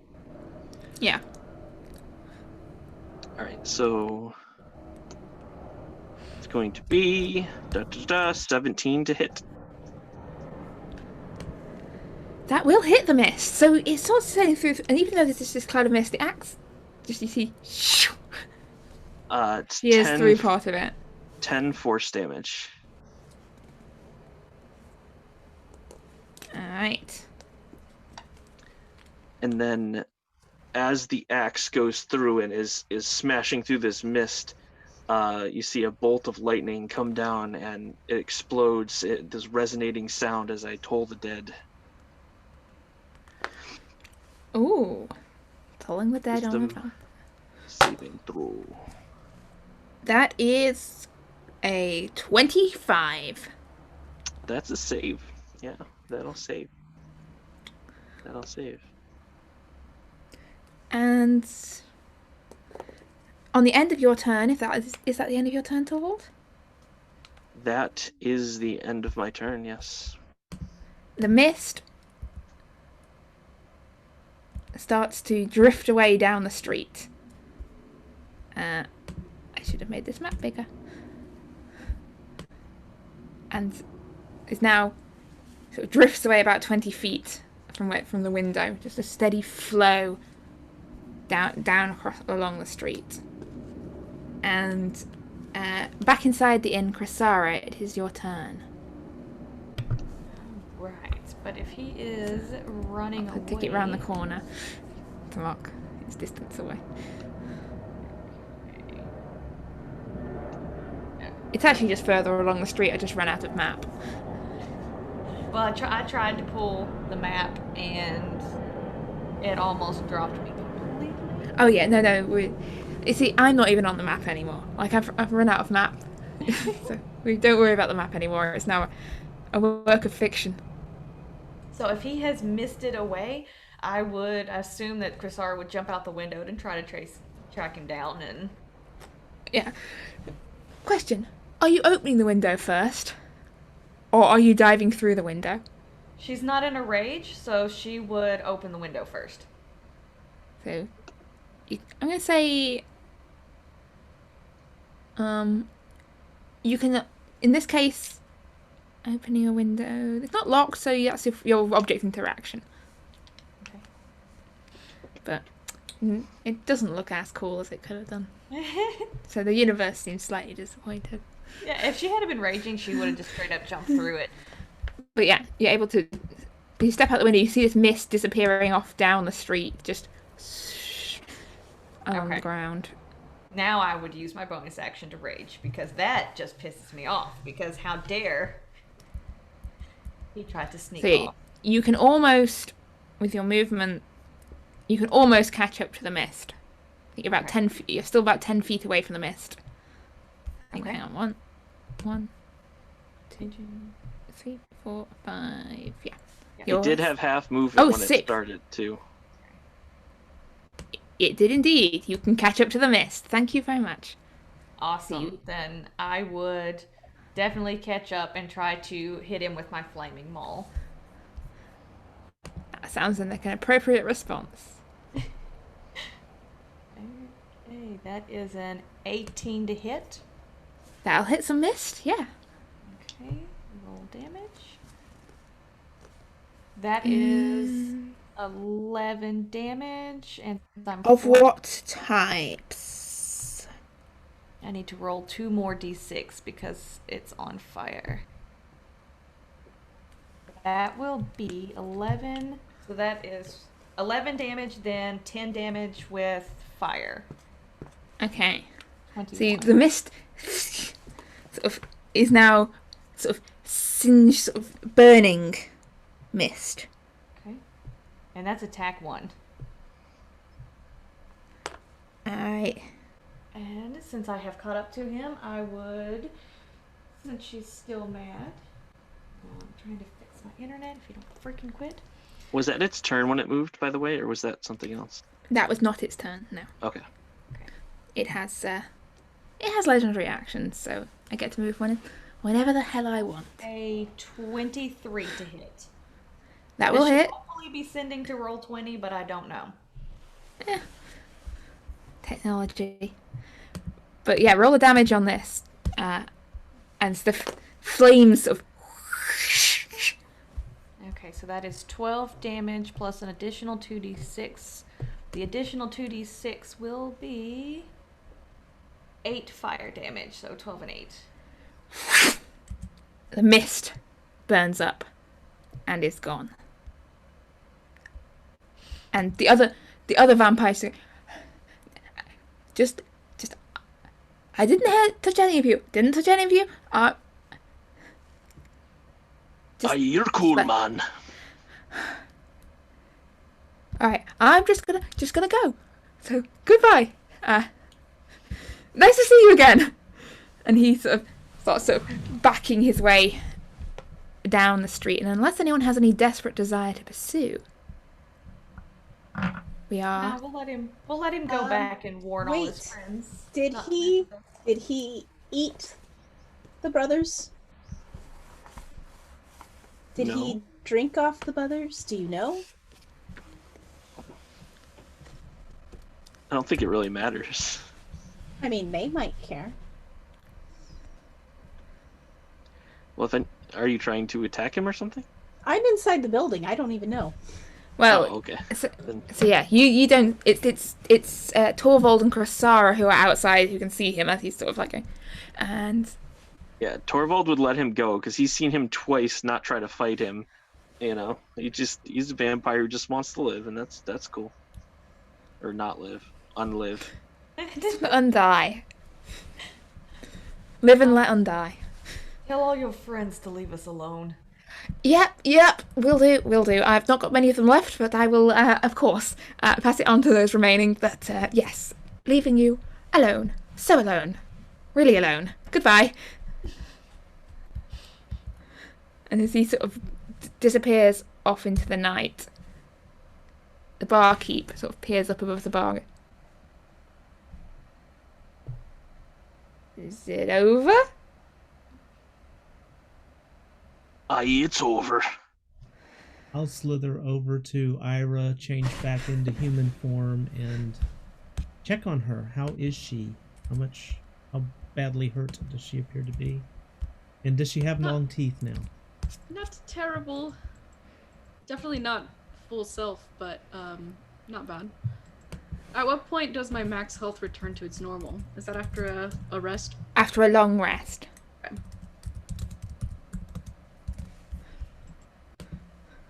So, she's looking okay. Not bad. And the orc doorman who had been sort of standing to one side through goes, calls out to Torvald and goes, "You owe 4 chairs, 2 tables, and 16 glasses. I'll send the bill to you. We're not paying for any of that. You started a fight in the end, you pay for damages." Aye, we just killed the vampire lord that everyone's afraid of. If you'd like to mess with us, let us know. Intimidation check, please, Torvald. While he's doing that, it's I'm going to training. approach the doorman, and I am going to give him, how much gold do I have? Extras. Where's my gold? I can't find my gold. You sort of patting your pockets like, where did Quinn put it? I'll pull out The 12. 10 gold. Yes. Lucky for you that your friend here has more respect for private property. Thank you, miss. And he calls over to the barman and goes, I'll go fetch the broom. And as he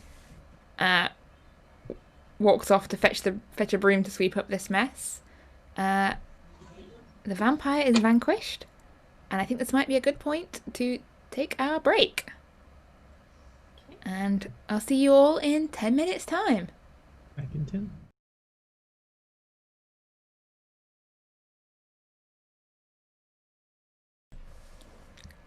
And right on cue there.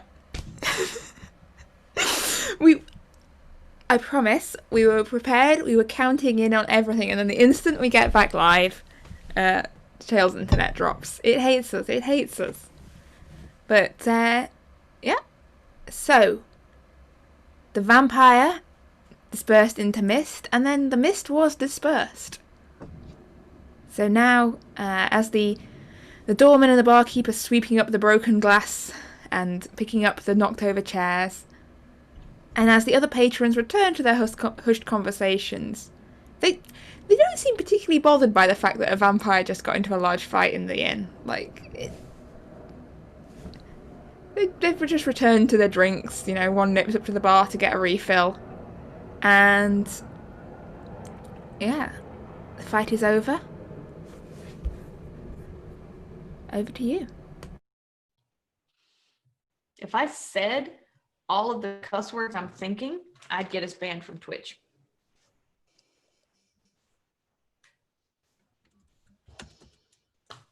Worth a shot. Twitch. Well, that was much easier than I thought. How about you? A little too easy, I think. Yes, well, we didn't actually kill him, I don't think so. Might be why. I apologize for hitting you in the face with the ale. You seemed a bit off. I was trying to snap you out of it in case it was a spell or something. I am not really sure what happened, but I remember Mr. Foreskin there being much more friendly than I would think. Oh, that's a thing some people can just do. You sound like you're speaking from experience. Is that true? Well, I am able to do it, but I've never used it that way. Well, what ways have you used it? Make people run away to fear me, but I've only used it once. And it was during a fight, I think, a few weeks ago. I don't remember very much of it, but it's a part of the abilities that the Queen of Mirrors gave me. I understand. Well, what should we do now?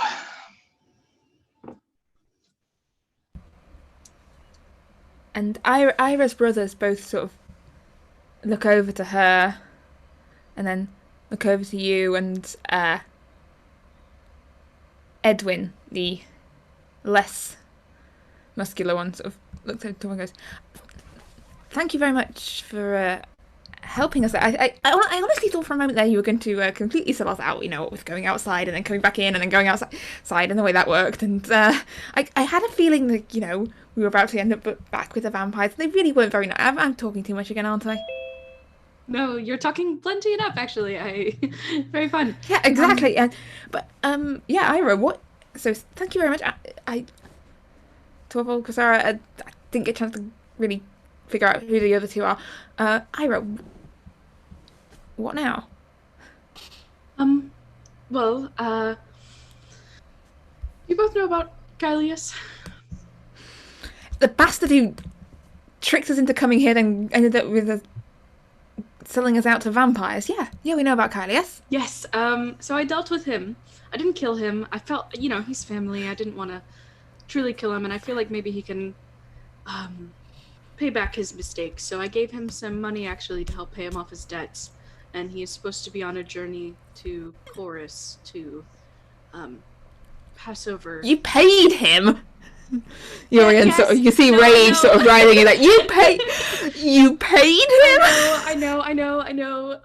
I just didn't have it in me to kill him. I don't know, that felt weird. He's family still. And I feel like killing him would just place the debts on us rather than them go away, right? If I was, I don't know, Santa Claus rules. So I just went ahead and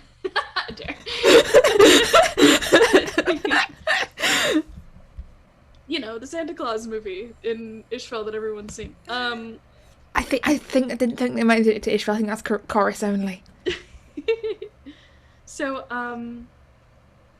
I just went ahead and paid him so that way he could get a head start on paying back his debts. So that way Full Sails isn't associated with those debts anymore, and he's going to offer the company back over to Father. I trust him because he knows I am fully capable of killing him, and I made that promise. My party, my group of friends here, we're kind of on a mission to save the world. What from? Oh, aliens? Mind button tentacle things, yes. Okay. But I wanted to know what you guys were hoping to do now that you're free. I mean, there is someone who I consider responsible for our mother's death. And I do have interest in going to seek vengeance, to be honest. I'm not typically that type of person, but I'd like We'll for go there and we find him and we kill him. If he is responsible for killing Mother, then you might let Kylius get away with his family, but whoever this other person is, this is Uriell, sort of, yeah, we find them wherever they are, and we kill them, and we make it a message. People don't get to mess with our family like that ever again. I agree. I just want the Full Sails name to be good again. So I'd like to go make do on that, and there is also a old friend of mine from Lettisborg that I'd be interested in visiting. That is where we believe the man to be. I forget. Lettisborg. My memory isn't very good. I don't know if I told you guys, but I've died before. You what? Yeah, it's very interesting. I got my brain eaten. It was weird. I went to Valhalla for a little bit. That was interesting. I listened to some people talk about toads. I have a lot of stories to tell you both, actually. I'd love to hear them. Yeah. Well, everyone else, where do you plan on going? I want to get back to the ship. Yes. I think we should get back to the ship as soon as possible. And what direction might that be in, do we think? Well, we can take a ship up north to, what's it called? Iron something. Iron Forge? Not Iron Forge. Iron Haven, isn't it? Something like that. Iron Forge. What kind of a ridiculous name is that? I don't know. I a bet there's forge no where doors iron there. is.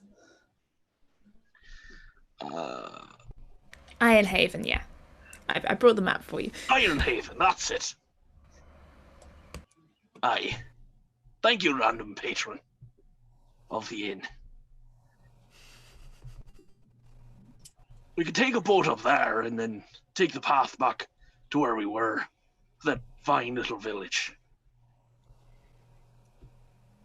I need to have a word with the priestess. She completely lied.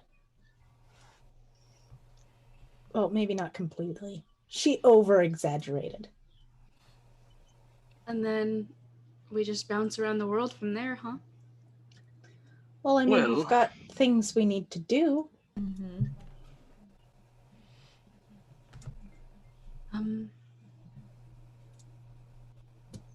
Okay.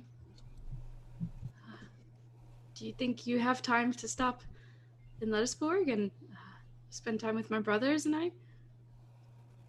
Or is it... After everything's done, I'd like nothing more. But Okay. until then, I don't think we have time to waste. I think saving the world's very important. Aye. But if the world is saved and my family is in disarray, then to me that means that the world wasn't truly saved or worth saving, at least. I know that's selfish, but I think I trust you all to do that. And after being reunited with my family, I've been gone from them for so long. I think I may need to go back with them.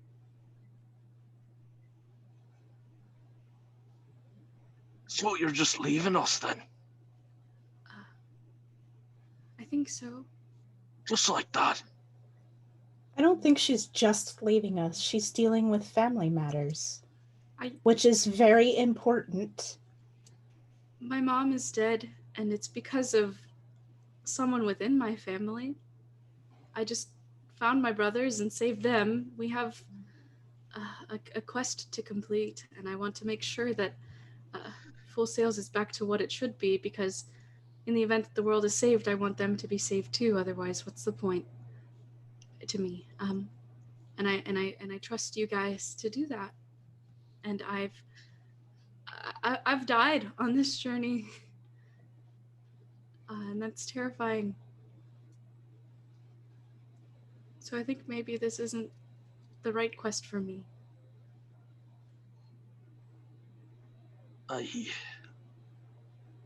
don't know what to say.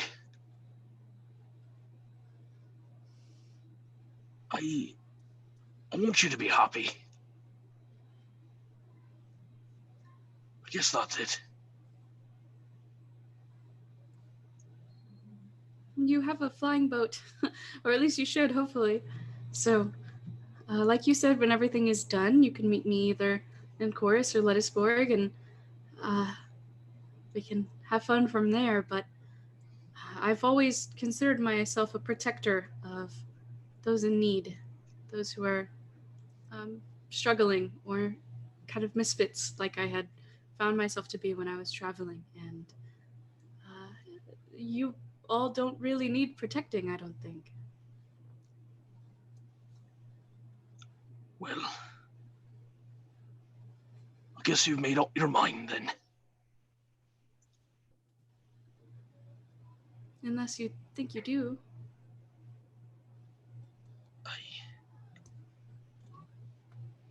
I'd like to lie to you, but I don't think it's fair, and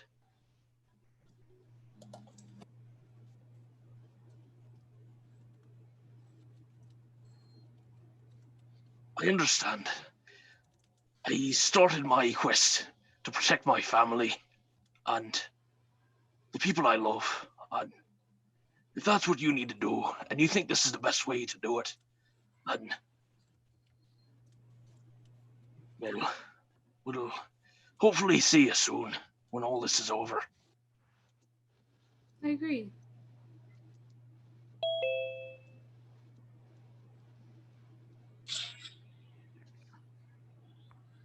I don't think Crisara approves of this conversation. She's just like, nope.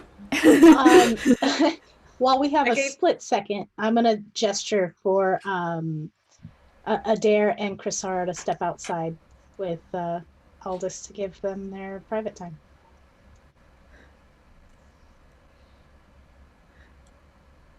So you step outside into the street where it is raining currently.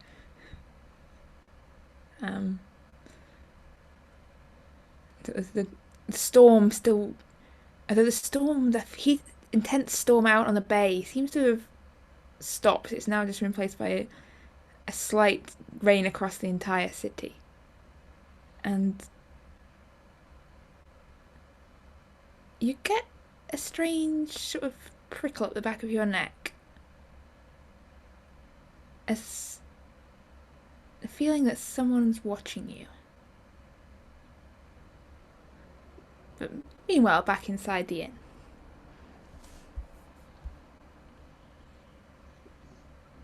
Well, I suppose you'd want to leave from here. I think so. I guess if there isn't time to fly us over, then it would make most sense for me to depart from here. And no worries. I think it'll be fun to be on an adventure with my brothers again. We used to do this sort of thing a lot in our hometown, and I think I need some time with my family, my blood family, rather than my found family, which I assure you are. It's just hard to say goodbye. I know.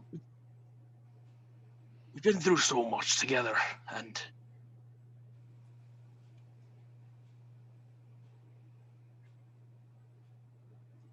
well, I can't say I've ever met someone like you before. And not because of the whole blue thing, you know. You're special, Ira. Just know that. Thank you. Well, I'd like to share that with as many people as I can. Aye. And I'll be here, being jealous that they get to spend time with you.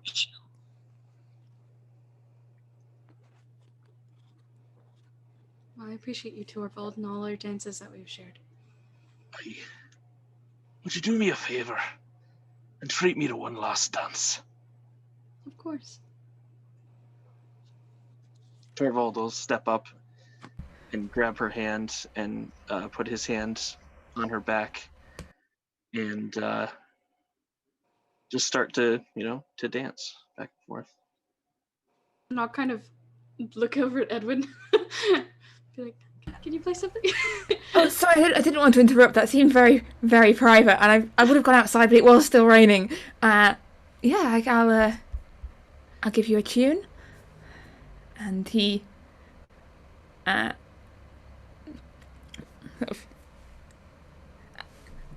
have any instruments, so he kind of just gives a bit of a tapping on the table. We'll give it a bit of a. Where is your lute? The vampires took it, so you couldn't just leave me with an instrument. Oh my goodness. And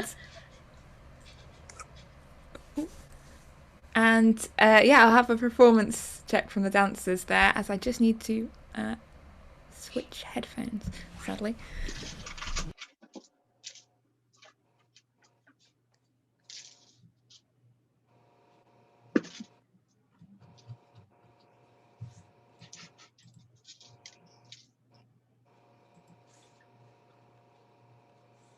I rolled a 7. I got a 4. Oh no!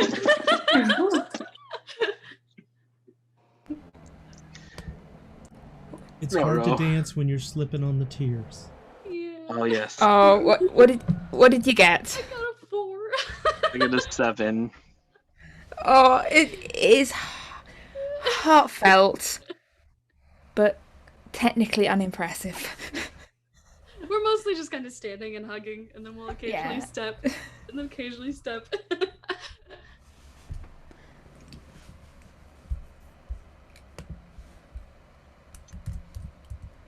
So yeah, as the two of you sort of give a farewell hug to the semi accompaniment of Edwin, whilst Uriell just kind of stands there, arms crossed, looking extremely awkward with this. Coughs. And then he just kind of, you see him just like sidle to the door and step out, just sort of stand next to Krasara. Just dancing in there. I just.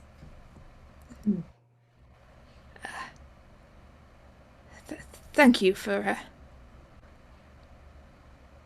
taking care of Ira. I know she's always like going on about taking care of other people, but I'm glad that she had friends to, watch her back and all that. Despite the fact that apparently she died, which I am very concerned about, and will be extracting full details during the journey home, and also finding out. I trust whoever killed her is dead, right? Oh, well, sort of. It was a brain with tentacles at 8 brain. Yeah, I think we killed it. Good, because if not, I've got to hunt it down and kill it for, daring to mess with my sister. Well, we're kind of on a quest to hunt down all of them, because that's what's sort of coming for our world already here. Oh god, no wonder Ira ended up with you people. You're crazy people, right? This explains everything. We can take you back to the cage if you want. Oh, no. In fact, Anna, we would have got out of there on our own. We had a plan on everything. Hiding under the bed. That wasn't me, that was the other one. Right, but that was part of the plan. Should we be concerned about Ira's safety with these two?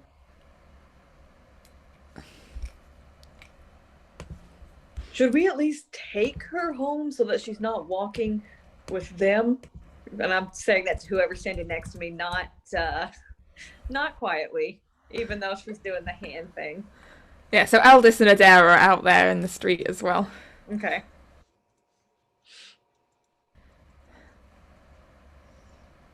Ooh. Anyone?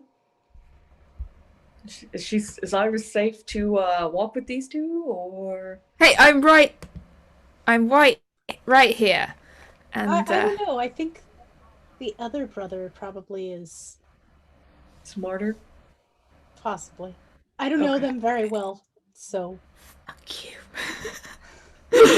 All right. Well, I'm going back inside.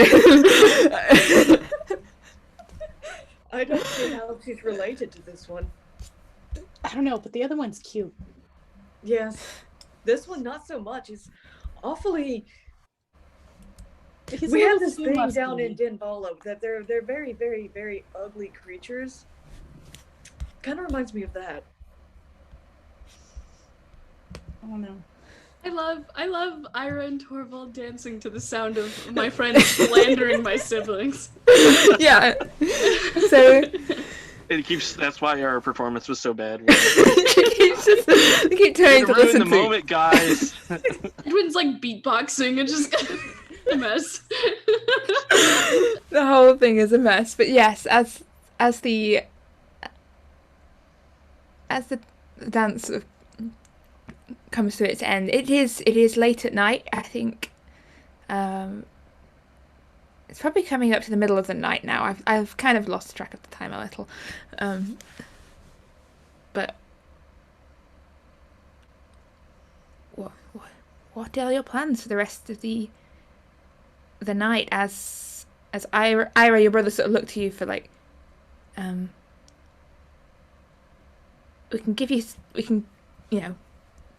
we can clear out and give you some chance to say goodbye to your friends properly if you like, rather than me hanging around in the background going do if needed. And Uriell doesn't want anything to do with them. Apparently he really wants to punch the tall one. I don't know what she said to him, but he does not like her one bit. So I'm going to just keep those two away from each other because I think they both have very volatile tempers and personalities, and I don't think they should be in the same room together, yes, ever. They both get very angry and smash things, so don't want them smashing each other. Please, don't do that. I don't want that. That'd make me very uncomfortable. Sounds like a match made in heaven. He wasn't in green, was he? No. No, he didn't like hide. It was leather. Okay, so the smashing would have been with them all. Okay, I just wanted to make sure. Either way, don't approve. There would be no smashing of either kind.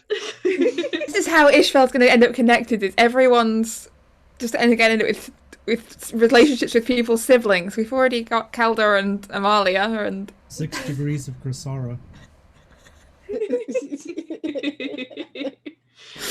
I think Ira would want to kind of like have a night in the inn with everyone for a last time, and also make sure that she hands out any items that would be worth people holding on to.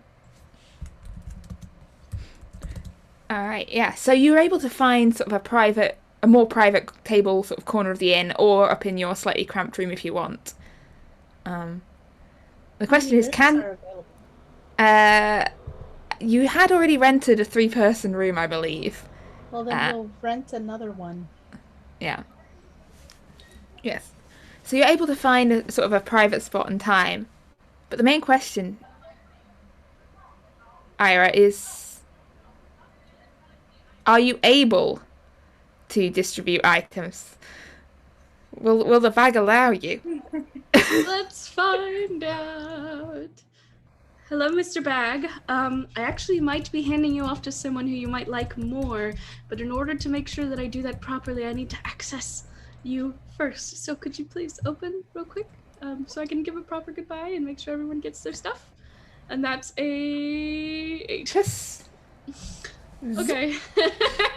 Well, you know what, well, no, I can't just give you all of my belongings, can I? That probably wouldn't be proper. Do you want help trying to open the bag? Yes, please. In fact, if you do, then maybe it can be yours. Okay. You'll have better luck with it than I do. I will try. And I am going to take the bag in hand, and I'm gonna say, Mr. Bag, would you please allow us access to your contents so that you can be emptied out a little bit? And I'm gonna pet it as I'm saying that. That would be a persuasion check, please. And also a screw you, James. Eternally and forever. Who's this one? So that's a +4 on persuasion. Just keep asking. 50 no's and a yes is still a yes, Alex. So that's a 15. Nice. The bag cautiously and carefully opens up. Thank you, Mr. Bag. And I hold the bag while Ira reaches inside, I guess, to pull out what she needs to pull out. What's in the bag? So much. So many things. So Carries a lot of let's see. baggage around. Truly. So I've got goggles of night, my vision goggles, so I would probably hand that to Adair. Kasara. Or Kasara, one of the two. One of the two. I have 0 night vision, so Yeah, so I'd probably give that to Kasara. And then I have a sending stone that goes to just anywhere, so anyone could take that. But it goes to the like the engineer. That was part of the gift that we met kind of in the Bitter Ice area. Yes, the one that is currently, last time you checked, held captive. Yes.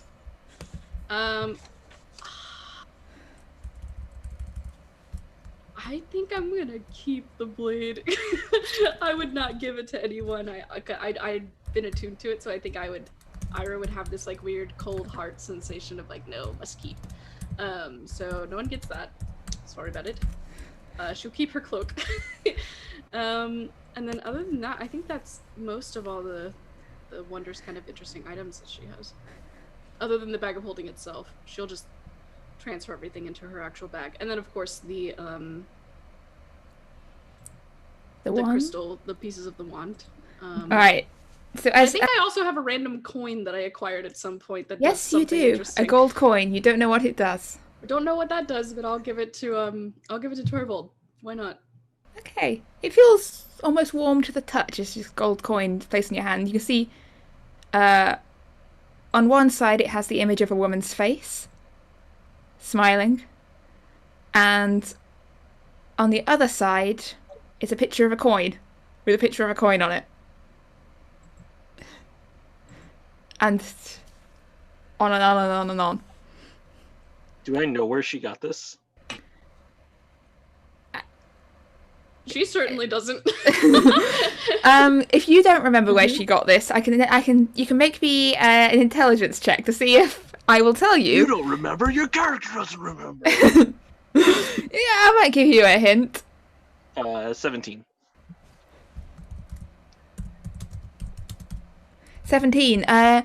She was given to it by the woman at the camp you met on the road, who, at the same time that you were given that ale, the cup of endless ale that you threw off the side of the boat.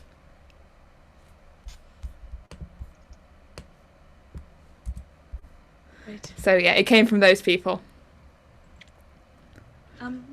These are all the things that I think would help you on the journey. I am going to be selfish with the sword a bit. I've formed a bit of an unhealthy attachment with it, I think.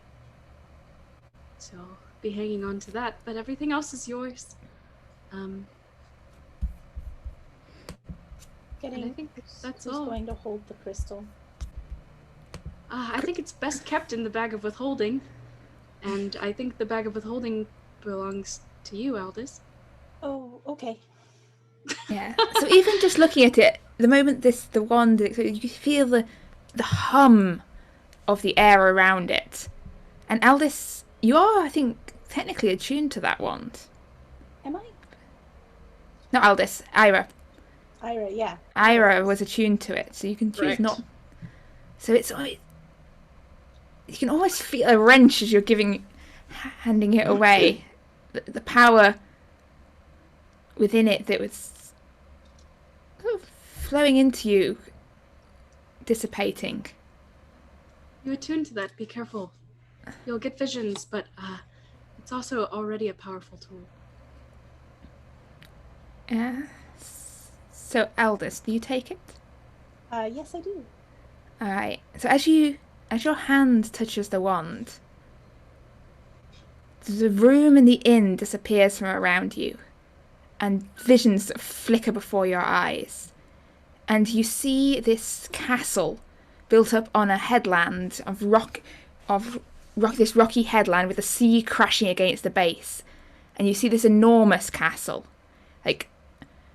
everything built 5 times the size of any castle you've seen before. Vast stone doors, huge carvings.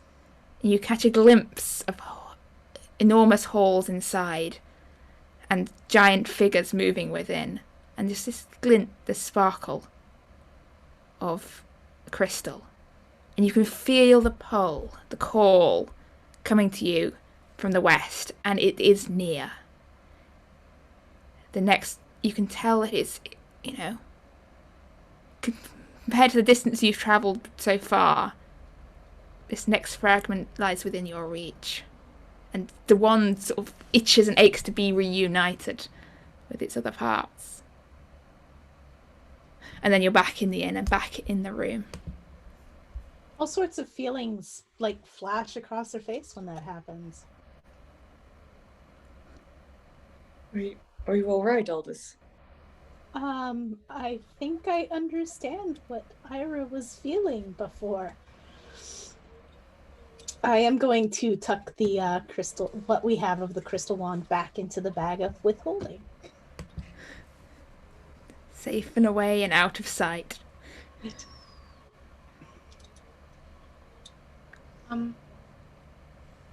I love you all very much. I hope these gifts will stick with you. I wish We appreciate the cursed coin. Thank you very much. I thought it best to go to you. I do wish you weren't leaving, but I understand why you have to. I do wish you the best, and I hope we meet again. Of course. I need to take care of my own right now. But I completely understand. Meet again. Yes, I know we all have importance in family, so. If you ever stop by Isfjell, definitely my family will have open doors for you. Of course. That would sound very nice. And then I do have to meet up with at least Adair again, because I've promised to meet a loved one.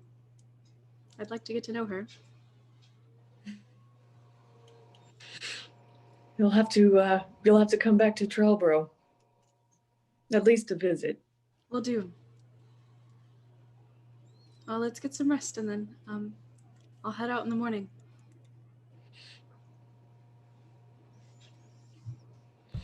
All right Alright. then.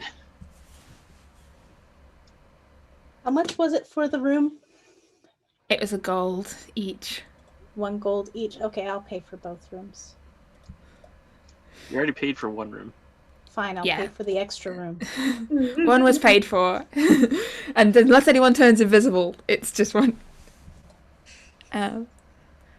But yes, you lay your head down, you get a good night's rest.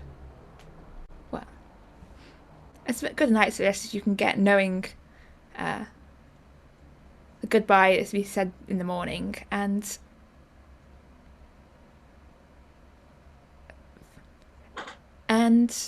so the next day you have plans, I believe. You've got boats to find, either back to Lettisborg or onwards round the coast to Ironhaven, back on your way to reclaim your own boats. So, what is the plan for finding a boat? We just either take one or... No, we need to see if there's one going in the direction we're going. Yeah, I think Ira would go ahead and give hugs, and then has Kylius left yet? No, Kylius is readying to leave. I think I would force Kylius to bring us to Ulfborg on his way back to Chorus. Oh yeah, so that'll be yeah. our plan. So Ira, you head down to the docks with your brothers, in time to see sort of Kylius there on his boat, and as you approach, you go, I am leaving. I promise. I just needed to gather up my crew and, like, please. No worries. We're coming with you, actually. Aren't you excited to catch up with your family? Look, I've got our brothers. Hi. And yeah. And as Uriell pushes forwards towards Kylius, and Edwin's there going, wait, pulling on one arm.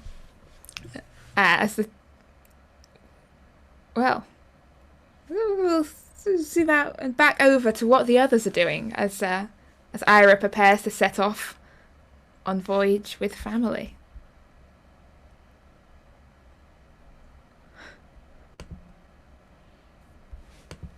Torvald's just sitting in the room.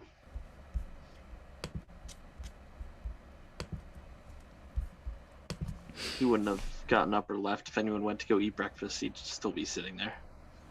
Oh, I'd bring something up for you if you're still sitting in there. And then we need to figure out how to get back to where we're going. And then I guess I'd go back downstairs if everybody else is downstairs.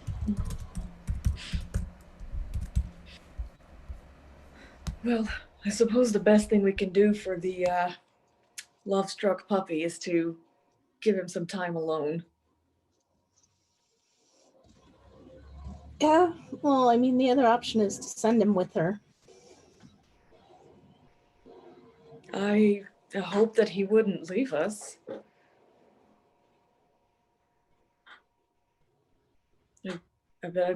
I suppose, as annoying as he is still my friend and family as well, and it's really whatever makes him happy. So if he wanted to leave with her, I suppose it would be all right.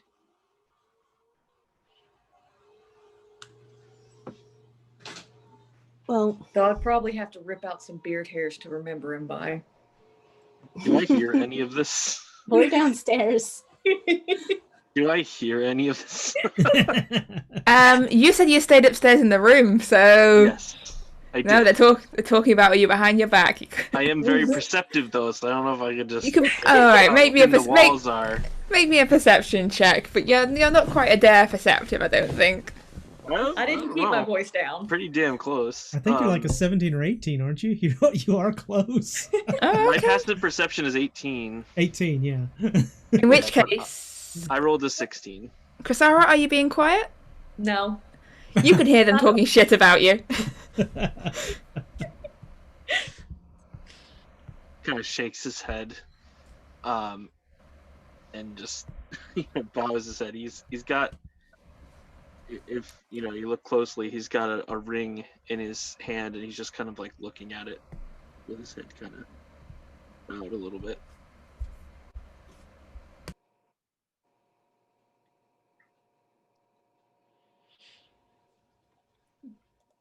So, what do we do now? Well, I don't know. We don't have a map of our area we're in now. So I don't know how far it is to get to Iron Haven or anywhere. You do have a map. Do we? Yes. I don't. Yes. I have a map of the main area, but It is where up are we? on. It is up on Roll20. You are in Dead Man's Port. Oh, okay. We're in Dead Man's Port. In Iron Haven. Otherwise known as Varandra. Okay. Dead Man's Port. Well, if we walk, that's going to be a really long walk. So we should probably see if we can get a boat or something, hire something to get us around. I could potentially call in a favor. Do you have people here that you can call in a favor for? I just pat my pocket. I still have a hair. So depending on how quickly we need to get to Iron Haven, I could perhaps ask for a favor. Oh, save that for something more important. Just trying to get to one place quickly. Well, if we go through the realms, that won't be quickly at all. So No, because I do want to brag about my new shrine, so maybe that isn't the best. Did Aldous tell us that she felt the pull of the wand fragment close? no, Aldous didn't say anything about that. She did say that she now understands what Eira felt. I should also hopefully have a letter waiting, and if it reached there, we should have some more information about the floating elven kingdom and their war. That could potentially help us. You have seen there. You did pass a post office yesterday in this town, actually. Oh shit, I just remember we passed a post office in this town at some point. I'm going to go to the post office. I will be right back. I will wait here. So, Kasara is just herring off to the post office. This is the first city you've been in a long while. You've been hanging around in the wilderness, down a hole, or in the land of the dead.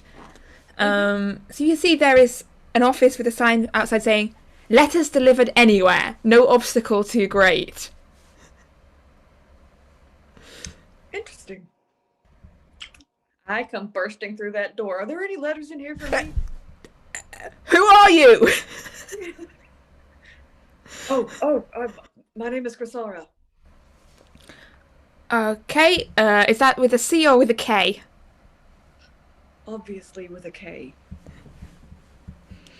Any surname? No. I'm I'm sort of a one-hit wonder. So you...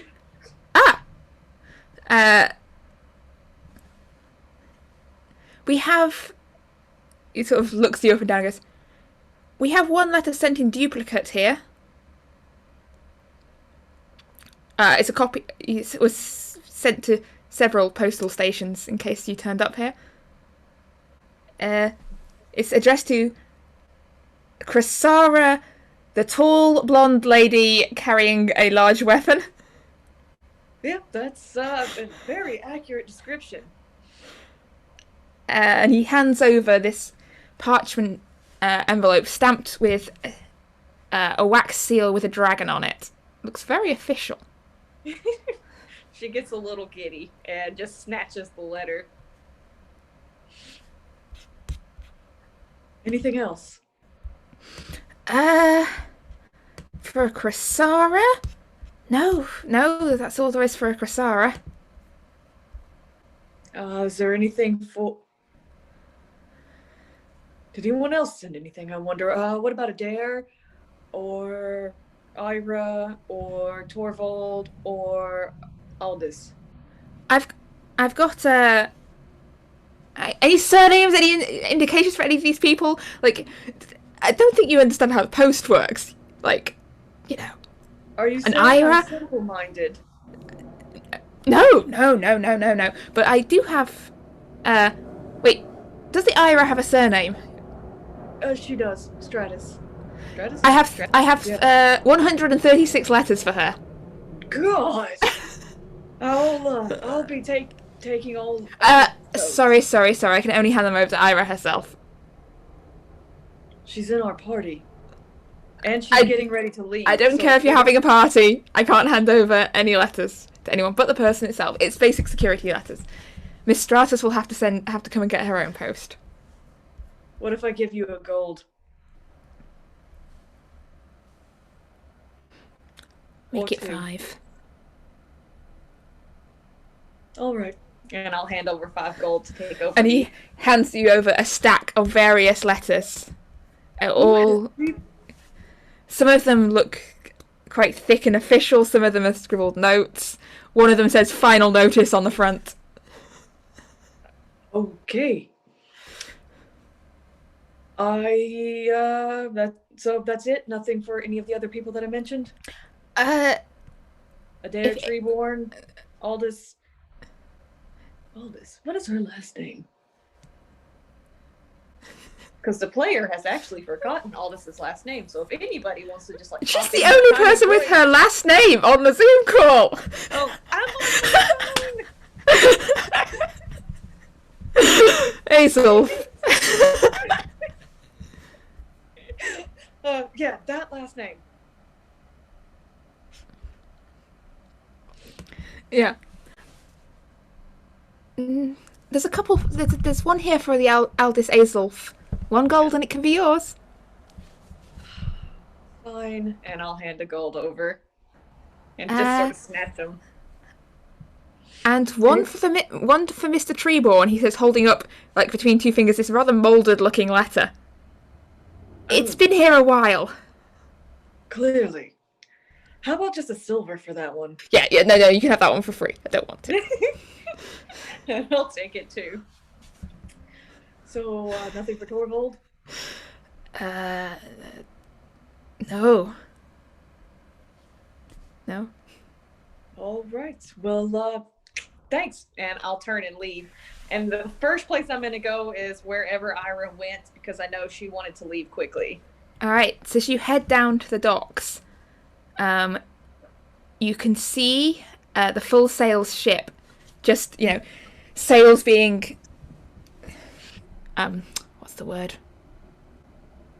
Hoisted? Unfurled, that's the one. Unfurled?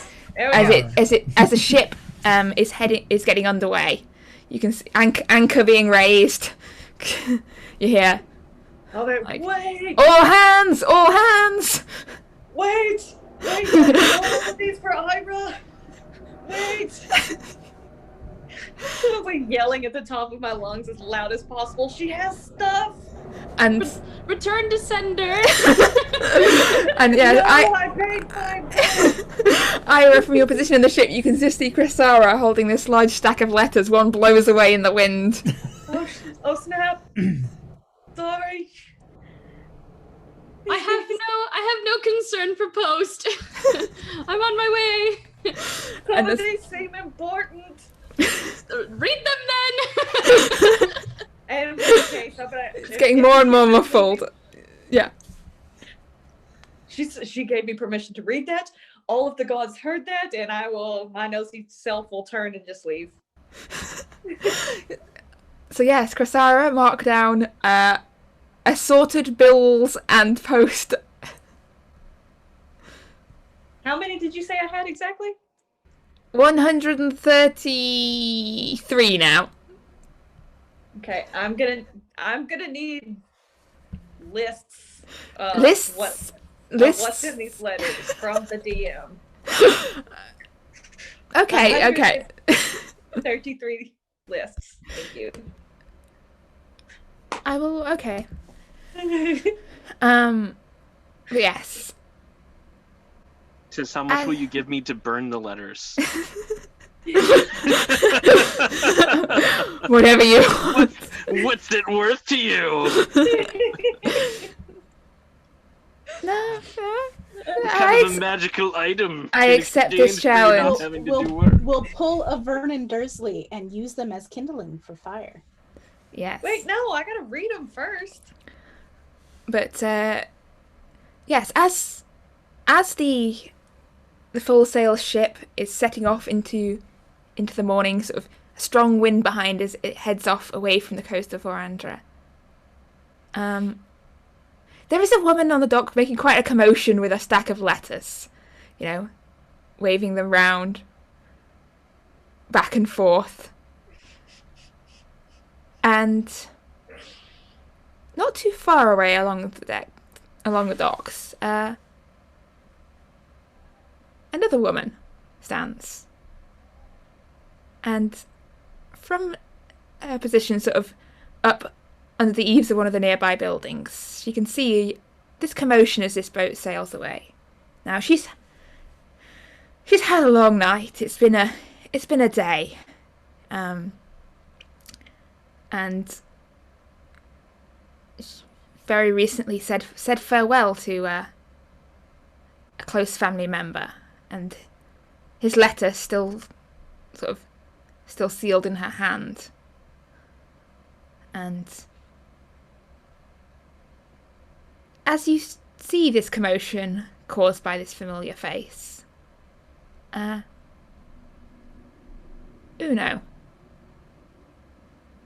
what would you like to do?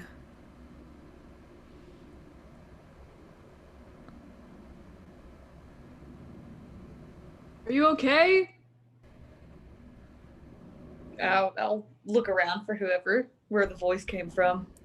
And you look around, and well, for the benefit of those people who weren't here last week, Uno, what does she see? So she turns to see a character who this party has interacted with before, actually. Her name is Uno, and she is a large female blood hunter who is dressed to the nines in black leather clothing, has like feather trim around her, a giant sword with like kind of just like different bone necrotic-esque emblems on it, and she just stands very tall, like she doesn't care about what anyone else thinks aside from her. She's a little weepy though in this moment, which is rare for her. I'm fine. I was trying to give this mess to our friend before she left, but she's already left. I guess the better question would be, are you all right? Been better, I think. I just had an interesting read of a letter that I wasn't expecting, but I'm doing okay. I believe we've met before. That's what I was about to say. Haven't we met before somewhere? In the elf place, the druid place. Yeah, wasn't there some pink there were flowers fire or something? Yeah, something like that. Archaeologists. Oh, right. Yes. Those. Ugh. So I'm fixing to head back to the inn where everyone else is. Did you want to come say hi? Sure. Nothing better to do. No one else to see. Well, I am in a city of many undead, so plenty of things to do. But for now, I think rest suits me well. I think they were just getting started on breakfast when I was leaving. I just happened to hear a divine voice to remind me that there was a post office here. Oh. Breakfast sounds lovely. Have you ever heard of the Mist King? I'll say as we're walking back to the tavern. No. No. You should let me tell you about him sometime. We're trying to gather followers. I think he has one. I built the shrine 2 days ago. Feel free to tell me all about him. All right. So,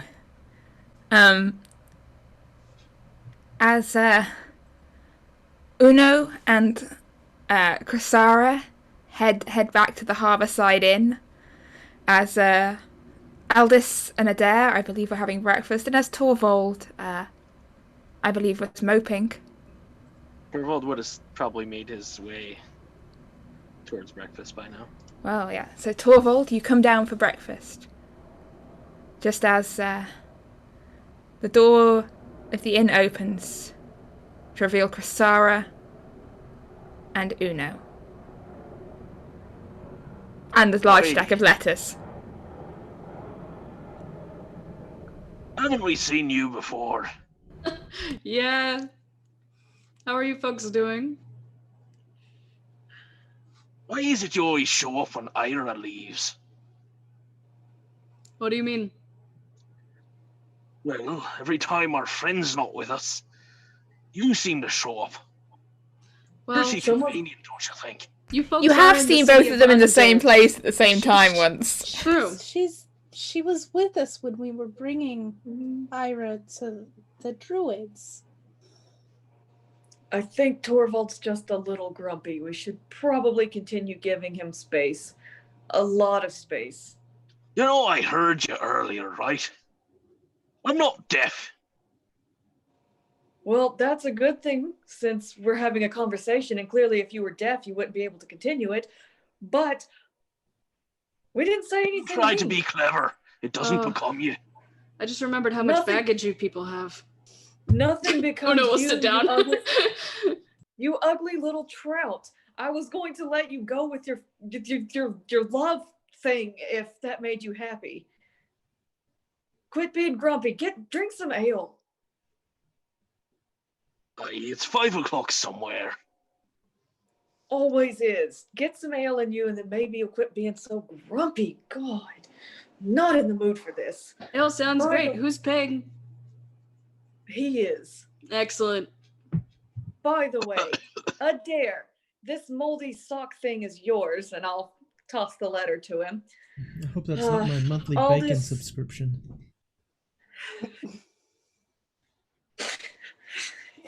So many Yes. comments, so little time. Aldous, Yes. these are for you. Thank And you. all of these are mine. No one needs to worry about that. And I'll put those back in my bag. And then I have another.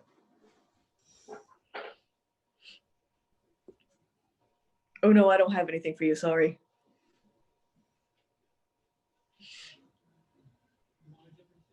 Well,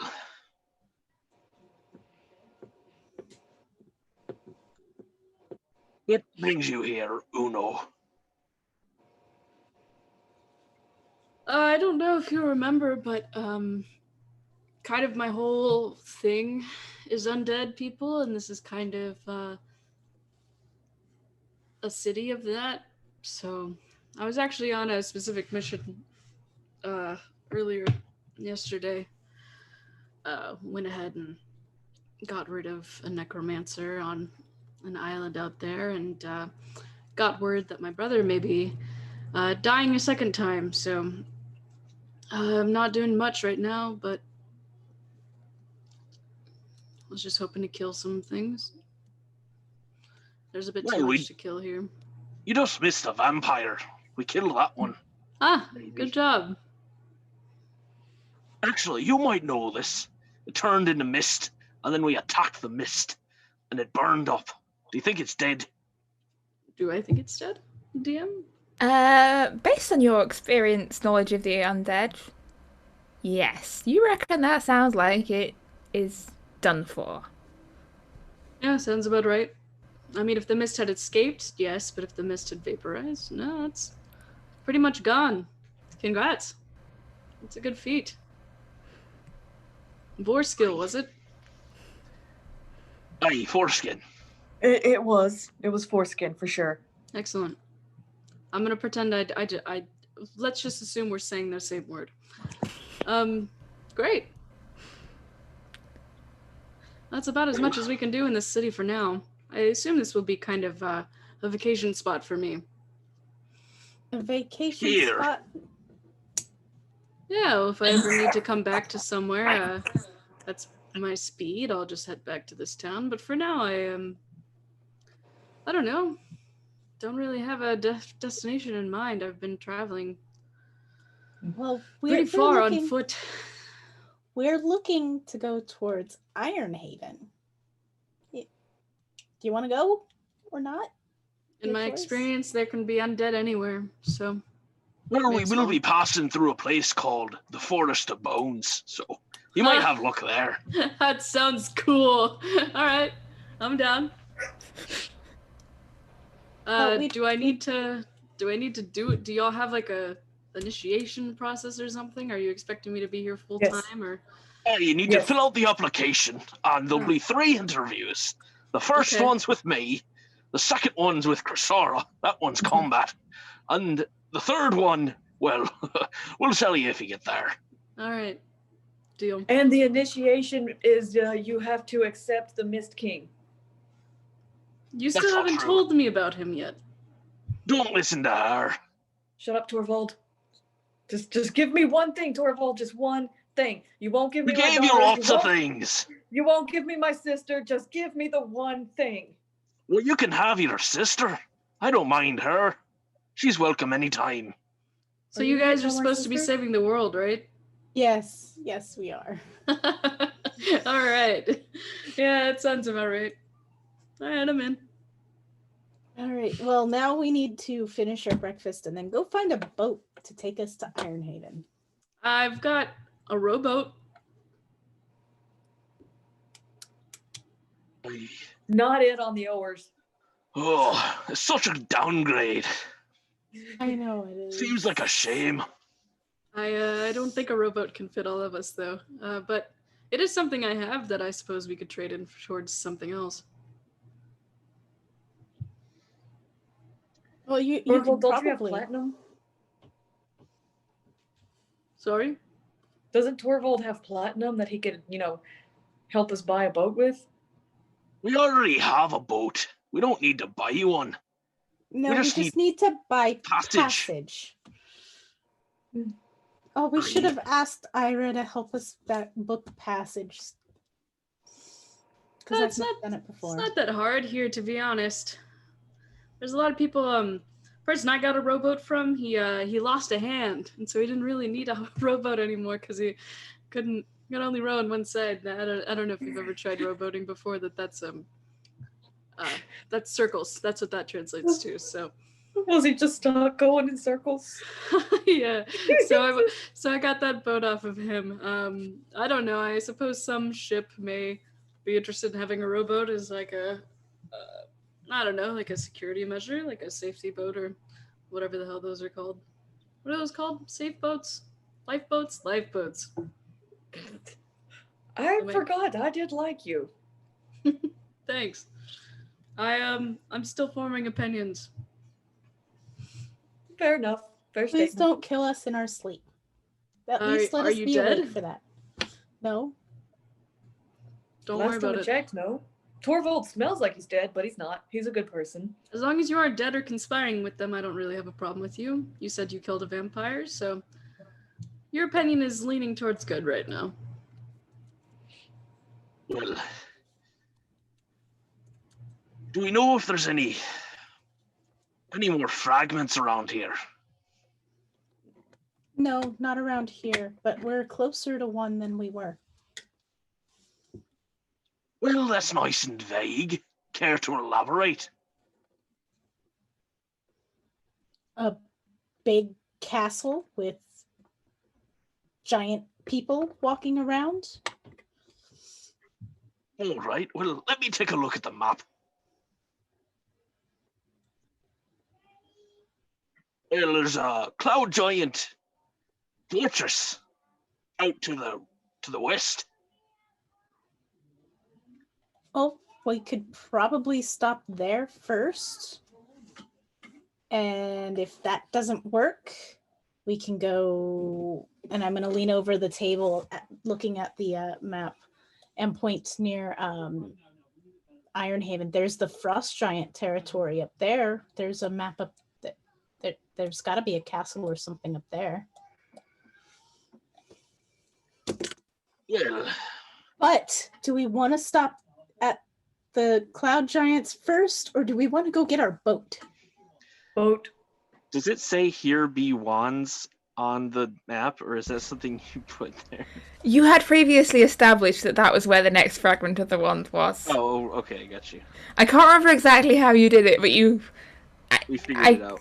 I can't remember if you asked a god or a fey king or some other higher power, but you did one way or another confirm that that was where the next fragment of the wand was. Oh, and also there's a map and a big arrow pointing here be wands. But yeah. Well, it looks like it's on our way, so we might want to stop there and check it out. Okay.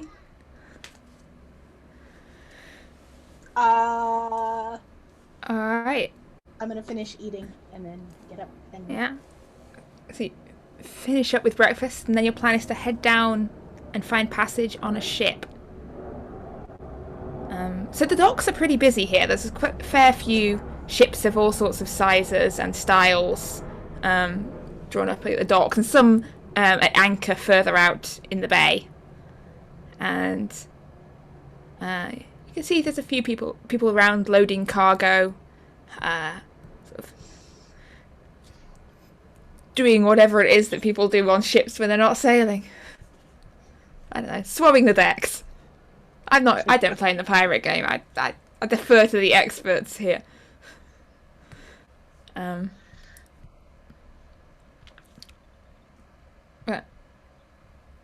yeah, you're able to ask around whatever tactic you're taking here. Just we see like someone that we could ask. Like there's a whole load of people around.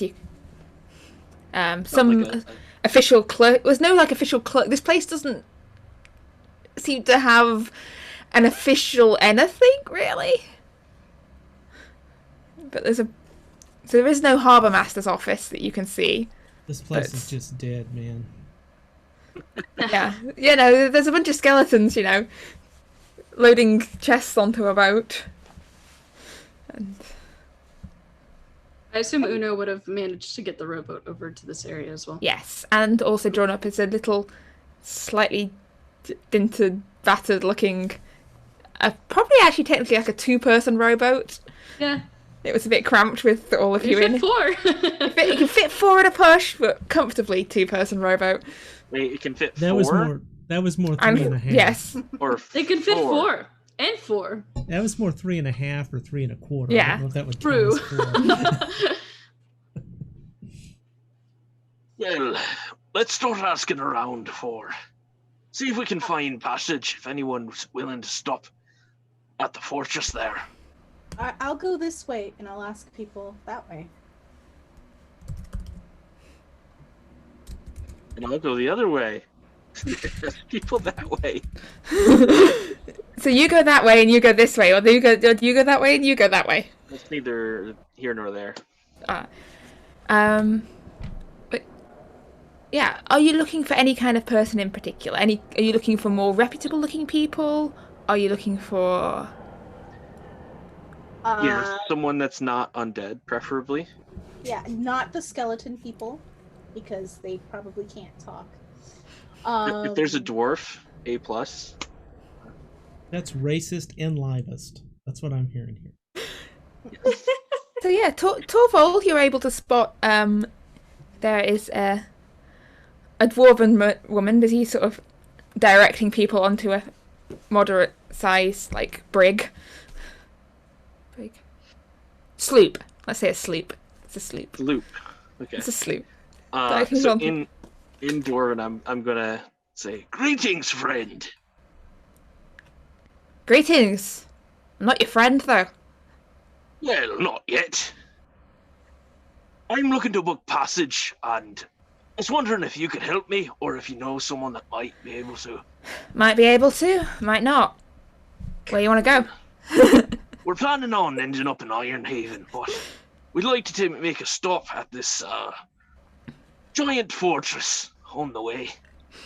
Well, I'm going east, not west, but ship over on the end there. That's the think of a ship name. Dave ship.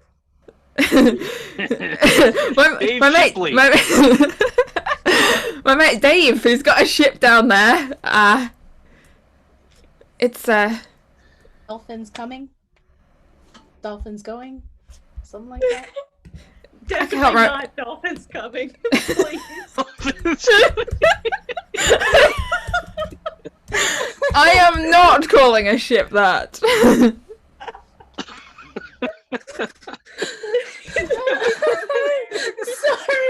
I'm so sorry.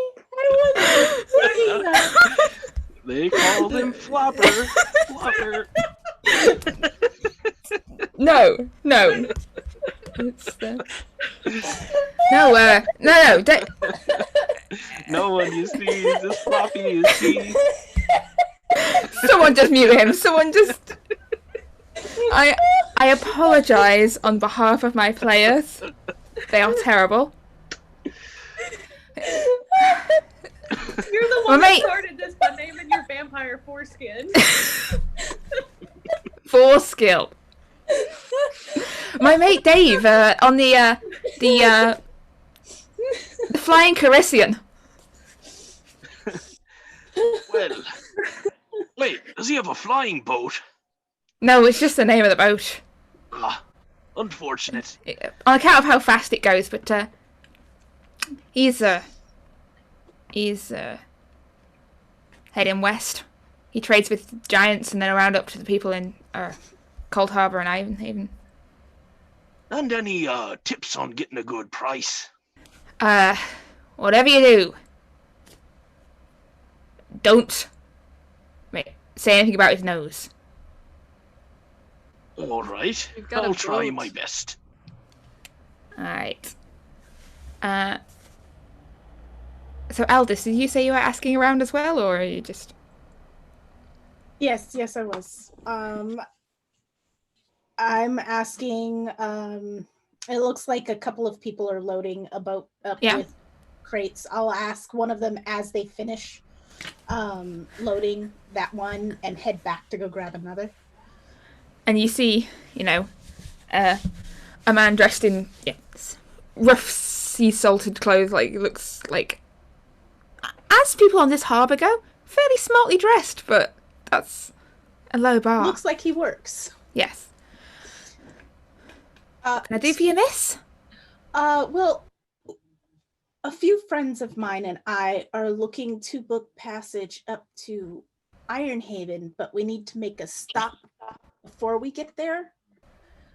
At the fortress, the giant's fortress. Oh yeah. We know the Giant's Fortress. They good tradespeople they are. Is your ship going in that direction? Yeah, in a couple of days. Yeah, in a couple of days. Oh, okay.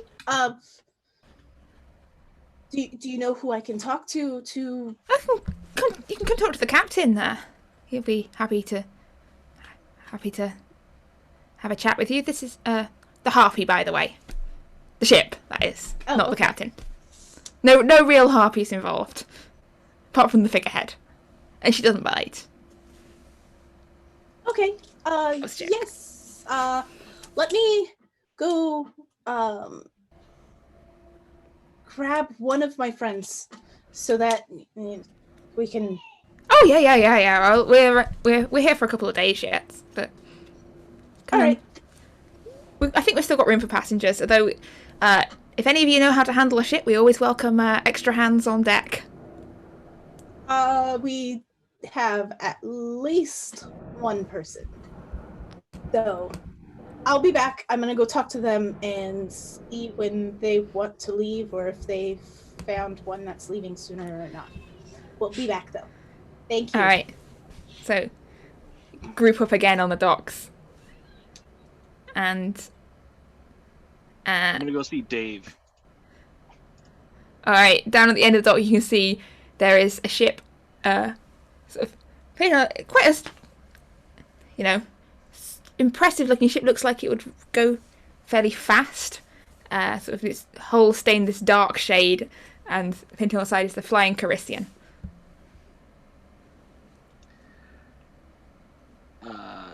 Torvald will walk up.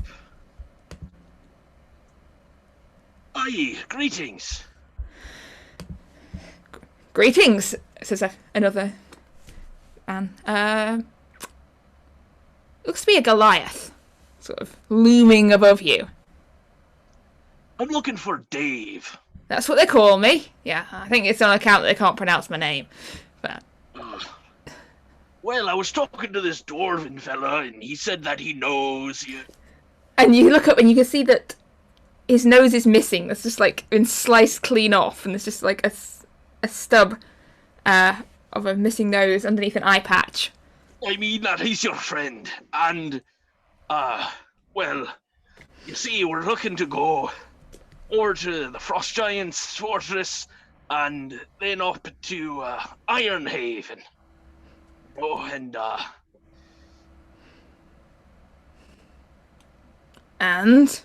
And well, he said that your ship was the fastest that he's ever seen. So, we were hoping you could help us. can you sail? Well, I can sail. Can you fight? Oh, much better than I can sail. Because we don't take any useless passengers on our ship. Not for that passage. There's all sorts of nasty things lurking in the waters, Kraken. Sea dragons. Sky dragons. Land dragons. Well, if I do say so myself, I think you can handle yourself well. Not to brown nose, not to suck up. If you mention my nose one more time, I will pick you up by your beard and throw you off the side of this harbour. I didn't mention anything. There's nothing there, I promise. Just nothing there. And he turns and walks away. Well, I smelled that one coming. Torvald will turn around and walk away. We need a new face for our party. You need a face who's anyone who's not Torvald. Meanwhile, back over with the charismatic eldest. I am looking for Crisara and Adair and Torvald and Uno to see if they were able to find anything, and pretty much I'm going to stop moving around once I get to about where we split up to go look. Yeah, they're easy enough to find again. Like, even amidst the bustle of the docks, they stand out as a group and as individuals as well. Like, perhaps less so Adair, but the others are like visibly heavily armed, and people are giving them a wide berth, like as they're walking around. Like, they're just giving them personal space and then some. All right. Well, I am going to go up to them and I'm going to say, well, I found a boat. I told them that I would bring at least one of you with to talk about buying passage. They do want to make sure that we know how to sail, but after that, we've got to talk to the captain. I'm rather experienced in sailing, and we know how to sail a flying ship. Yes. Well, I struck out. No luck over there. So I guess The one captain just was looking down his nose at me. well, that's Having any rather of it. rude. We definitely don't want indeed. him. All right. Well, the ship was called the Harpy, and it's this way. So let's go. All right, so you head over towards the Harpy. It's definitely smaller than the Flying Carician, and looks kind of, in a way, almost fatter. Like it's not a sleeker vessel. This looks more like a merchant vessel. Well, you did say that the Cloud Giants were good traders, so okay. I'm going to approach and ask for the captain. And the crewman you saw before sort of shows you up onto the deck, and you can see they are definitely making preparations. They've got the hatches open and they're busy lowering cargo down into the hold. But it looks fairly full. It looks a pretty clean and well kept ship. And standing up on the quarterdeck, you can see a. I say it was a sloop. I'm not sure if a sloop has a proper quarterdeck. I don't know. You see a human man dressed in like this dark blue coat with a hat with an excessive number of feathers on it. Who seems to be directing operations. And he looks over and goes, "Ah, you were the one when my crewmate Eric mentioned." Yes, we are looking to book passage and was wondering if you had available space, and we're assuming you're going in the correct direction that we need. Going west around the coast. Yes, so with a west... stop at the Cloud Giants first. Yeah, we're calling in off at the Cloud Giants, then all the way around to Farwater and Ironhaven. Yes, so the Ironhaven's where we need to complete. So splendid. How many of you? 1, 2, 3, 4, 5 of you. Mm-hmm. And how many would crew or cargo? I mean passengers. I can sail. He sort of looks you up and down and goes, "I believe that." I've got a rowboat that I can offer. I am quite the lookout. I grew up with sailors, but I haven't tried my hand at it yet. And you at the back? I'm a mighty wizard. Can you control the weather? To a degree. See a storm coming? Change the direction of the waters? I can let you know what the weather's going to be like. Could always got room for a weather witch on board. I can do the water Or thing weather too. wizard. Oh, well. In which case,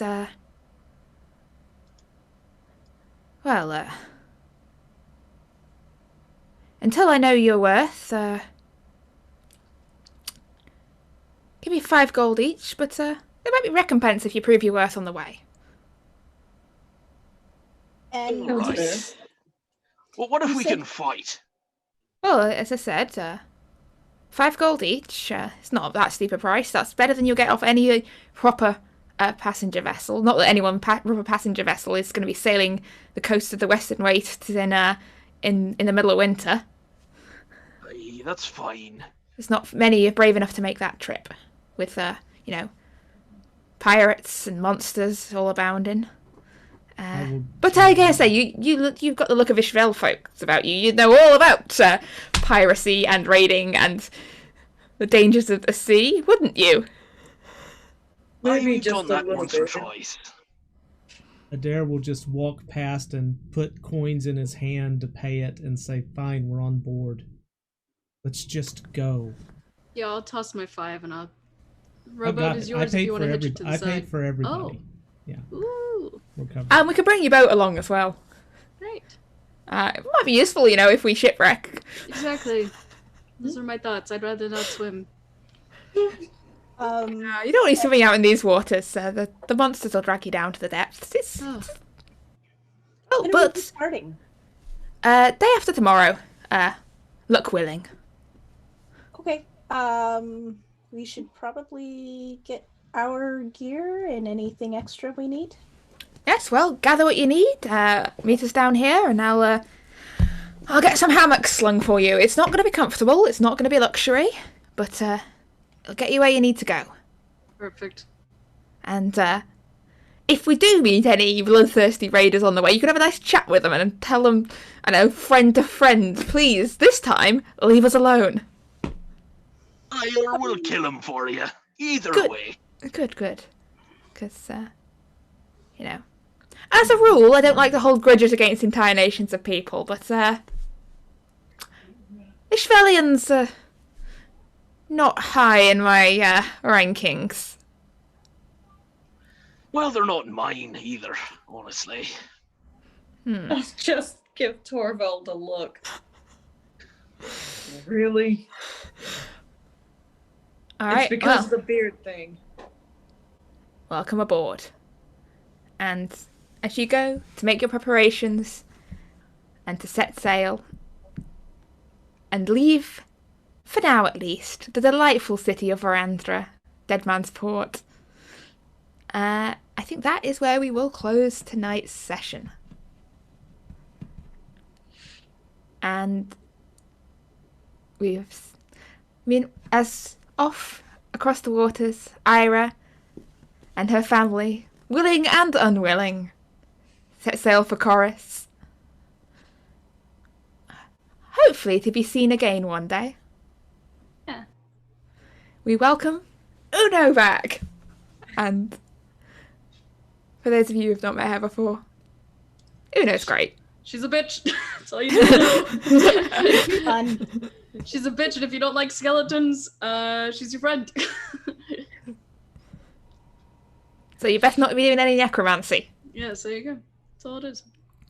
But yes, thank you very much to players and viewers and everyone who joined us new this week, and all those who hopped over from I think from Mendari's channel. So. Yeah. Hi, You Faye. guys for rating. That was awesome. And there will not be any Isfjell next week or the week after. We will be... Isfjell is taking a little bit of a break to recharge and learn what bits of ships are called.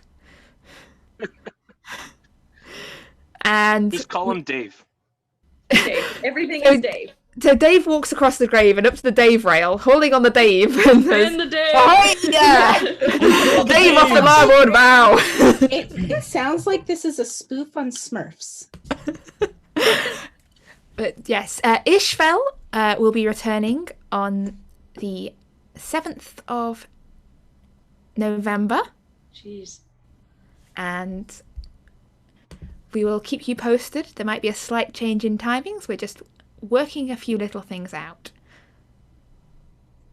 But before then, if you join us on the 31st of October on Halloween, we're running a little bit of a special where I get free reign to properly murder my players, because Tam, Moira, Chael, and 2 other players are joining us for Call of Cthulhu as a delightful dinner party takes a rather more deadly turn. That's all I'm going to say for now. As a side note, going into the waters with a Call of Cthulhu DM is kind of scary. Mm-hmm. Saying. Just a bit. The waters are full of many things that go schlurp. God, no, not the noise again. Yes.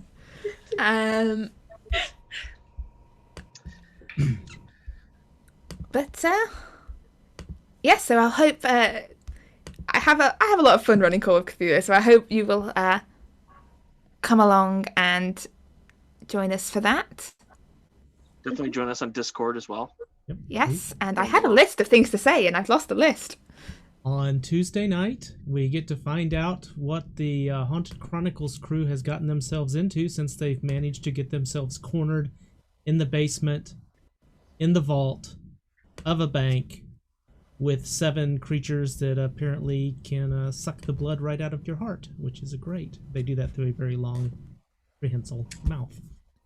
On the 6th, on the 16th, What did your players do to you? they said yes when they received the invitation to join the game. On the 16th, I believe, we have Yes. Bluebeard's Bride coming up. That's on Friday. And then on Saturday, they're doing a little bit of a twist. It's going to be a murder mystery game. So it's a GM-less, dice-less murder mystery, kind of like you would play in a house back in the old days, you know, in a dinner party type. Another dinner party where something goes horribly wrong. I had the idea first.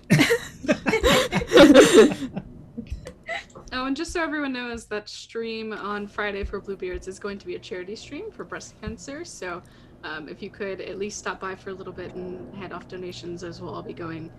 Oh, I forget the fund, but it is a national breast cancer fund that we have well credited and found information for. So Yeah, It's so only definitely. national, so if you're I don't know what it is. pretty sure it is quite literally the National Breast Cancer Foundation. Some, So a very good cause. Definitely. So to be But, clear, we're having a Dave for the Dave because of the Dave cause. yeah, for Dave. For Dave. But Raise yes, awareness about Dave's Dave. breast cancer. Yes. Not making fun of that at all. Not making fun of the foundation, but making fun of the fact that we as a group cannot remember our own names. We can I can't remember anything. But yes, so lots of fun things coming up. There's all sorts of new streams, new games on the horizon. And to keep sort of in touch with all that, if you come join us over on the Discord, where cast and viewers and everyone can hang out together. And also, if we are, you know, for the one-shots and for any new campaigns, if the casting calls go up there on the Discord, so if you want to join a one-shot or join a campaign, that's the place to be. And if you want to check out any previous episodes, there is a YouTube channel. So episodes are up here for 60 days, I believe, and then they're over on the YouTube. And if you've not already, please subscribe to the Isfjell YouTube. We want to get a less Cthulhu summoning URL. Yes. And should we, and Haunted Chronicles, achieve that, there will be a giveaway when that happens. We're not that far off now. The goal is in sight. Mm-hmm. And if you've got an Amazon Prime going spare, consider dropping a subscription here, but entirely voluntary. And yeah, I think that is everything. Otherwise, if you're trying to keep in touch, Discord, Twitter, we're around. And thank you very much for joining the stream, and have a very nice afternoon or evening if you're over this way. Have a wonderful And day. see you in a few weeks' time. Thanks all. See you next Dave.